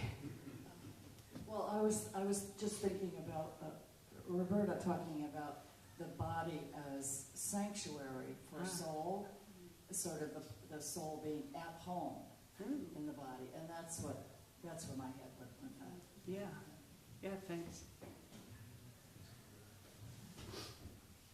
Yeah, thank you for remembering that concept of the haunting. saw that, it was so, yes, in terms of my clinical experience, listening to people, it'll be 40 years now, and really trying to make sense of the soul, which you so beautifully did. I talk about it in the image of the hide and seek, the ancient game of hide and seek, that we all know that every culture recognizes. And that's my observation of the soul. It's that still small voice that won't go away, that's playful, that haunts, that says, I see you, no, you don't see me. It's that back and forth play. Yeah. And I just love that because it fits with the hide and seek that seems to be so many people's experience. Thanks. Thank you. That's so good. Thanks. I loved it. Thanks. Edward, did you have a question back there? I do have a question. Yeah, may I? Yeah, please. So I'm just understanding, so souling is maybe a verb or it's static anticipation. It's just so I understand how it kind of functions. Is it something active or is it something passive? My concern is that if it's just active and it's something that we only participate in at times, then do we have trouble getting rights off the ground or anything like that? At times we're not souling, or is everyone always passively souling in virtue of our anticipated potential of something of the sort? Yeah, that's a really, really good question. I think I like the idea of souling as a little more active, right? That souling is naming this process by which we are actively, ecstatically anticipating something. But also for Kierkegaard, he would say the lilies and the birds are 100% active, but he would also say they're completely passive. They're not totally making decisions. He would just think they're just obeying what is, right, for him, which would be natural law. So would someone say like a clockworker in their work who doesn't really participate in the moment, are they never souling? I mean, are there instances where someone who's really not appreciating and reflecting and living in this isn't souling and then consequently might not have correlative rights of something that is souling? I mean, Might not have the what? rights. I mean, I'm kind of thinking that maybe the difference, or that rights we might attach to something having a soul and sort of souling in some way, or do you not think that souling is in any way connected to the obligations we have to other beings? Yeah, really, really good question, Edward. That's why I think I was trying to talk about souling as a quality of being, right? The rights would come from the facticity of being, right? But there's a qualitative dimension to how we're participating in our own being open to the world. Yeah. Perfect, thank you. Well, not perfect, but thanks for your question. Anybody else? Yes. Yeah, I had one. Earlier today, I remembered a distinction that I had given to me by a very wise fellow student at divinity school 25 years ago, 30 years ago, about the difference between spirit and soul. Those two ideas. And spirit seemed to me to be was a vitalistic kind of thing. The breath that you look for if you see a corpse, lying on the sidewalk. And therefore some time bound. Whereas soul was more, in Platonic philosophy, more of essence, more of an eternal quality that could not be created or destroyed. And sort of like God, the eternal, that never was unchanged. And of course, in the 20th century, we have Whitehead, but before that, we had the Buddha insisted that there's nothing permanent but change. And Heraclitus, going back to that. Is there any way in which you can contemporarily, in the 21st century, say that the soul evolves or changes? And if so, does that do something to the whole idea of the unchanging soul?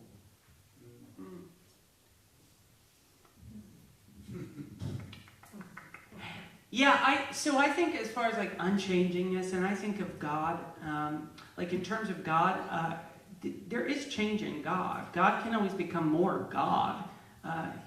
just can't become less, right? So I think it might be similar with soul. Like we can plunge down ever more deeply into our souling capacity.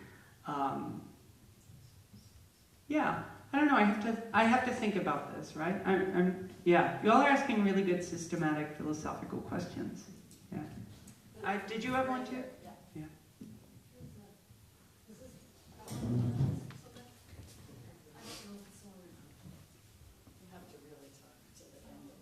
Great, thank you. This is Catherine. My name is Catherine. Hey. And the question I have, because Haley was saying how the soul equals the verb and souling happens. And what would be soul in the term as a noun? Because when you look it up, it's a noun. Yeah. Yeah. No, I appreciate that. When you look up God, God is also a noun, but I don't think God is a noun. So I think it's the same thing. Yeah. No, I know you might. I just don't. Yeah, I think souling is what we do, and we do it with our bodies. I think souling names a sort of suite of capacities that we have that has something to do with our desire for more. Because, like to me, I feel like we're born with a soul. Okay. So, are we born with a soul? To you, yeah. No, to you, I'm asking you. No. I just said what I... Yeah. Okay. Are we born with a soul? Yeah. No, but as humans, we're born with this suite of capacities by which we soul. Right? That's like saying, are we born with desire? Yeah, right? But we have to work on it throughout our life. Our desires are cultivated, our desires grow, our desires change. So I'm just looking at soul less as a static thing and more as this suite of capacities to really tap into our desire. So when does it come in place? When does it come in place? See, I just don't know. See, you're using the language of it. I just don't know that there's any it to come into place.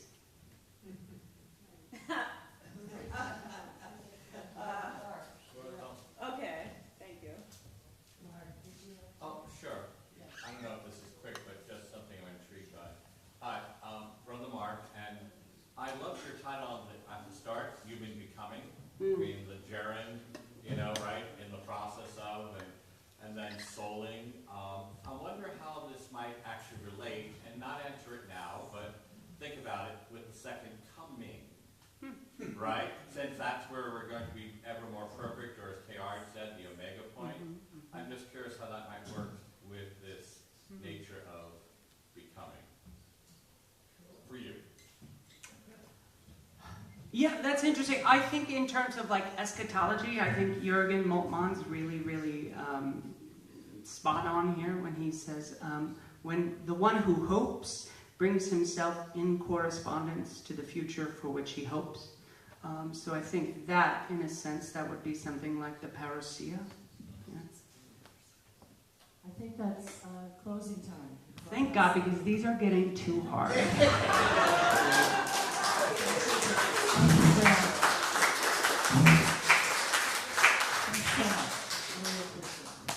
So amazingly, we have a break. Hey! I didn't believe it. I said, Calvin, are you ready? We'll have a break. We have, I think, a whole half hour. So, 15 minutes. Oh, 15 minutes. 15 minutes. Sorry. We had 13 minutes. 13. So, hustle up. Oh, sure. I look forward to learning more. Is that what's going to be in the new book, or this is a totally new thing? All right. I'll look for it. All right. Thank you for your babbling. Appreciate it. Babble a little more toward the end.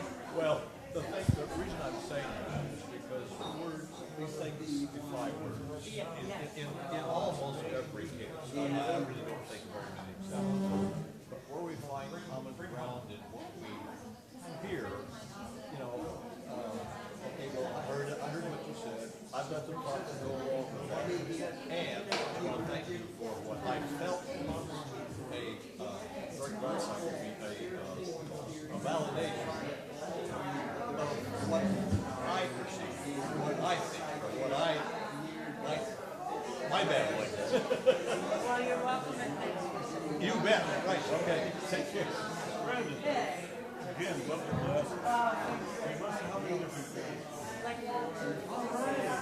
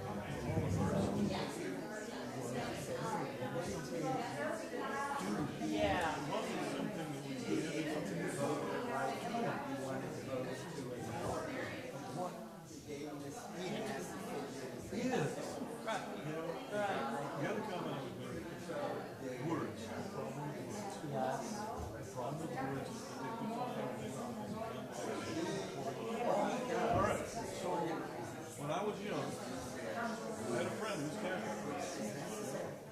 I was not Catholic. But so he'd go to catechism, and I Yeah. right? So I'm talking to Mother Superior. And I said,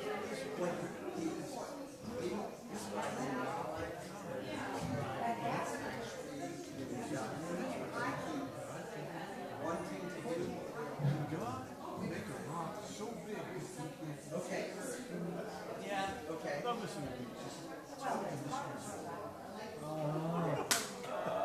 But we create conundrums, paradoxes that you have no way out of because you use words. So you're creating a world That's the thing, our words, speaking of unconditional, our words are conditional. very conditional.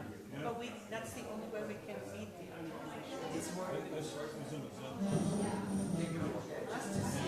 So I had an opportunity to talk to the master. He was an old guy, so it was really cool. But I talked to him and said, because at the beginning, when you're doing the whole process, you're doing chanting, so I talked to him and I said, I always thought Zen was a philosophy. And I said, so why all the words? And he said, before you can know that there are no words, you must first know. Wow.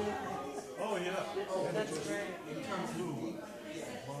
It's funny because in Kierkegaard, in this, he talks about silence. He says silence. He says the only reason actually that the Lily and the bird can encounter the momentum is because they obey silence.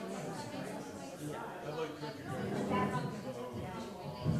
My life when written shall read a lot better than Wow. Yeah, that's exactly right. there. Thank you. Thank you very much. Oh, I would like to. I want to work on the ideas a little more, you know. I know, it's I know. I actually, the one right before me, I had to go, I took a power nap, like, and I was so scared that I was going to sleep through it. I slept like 5 o'clock.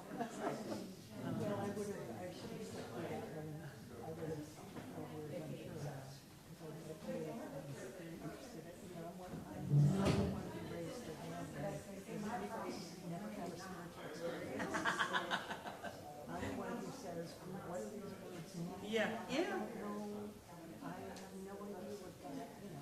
Soul, spirit, sacred, tell me. I know. Wow. So you're kind of talking the deep. Well, hopefully I can write it down a little more and then propose it to for the Zycon. Were they recorded?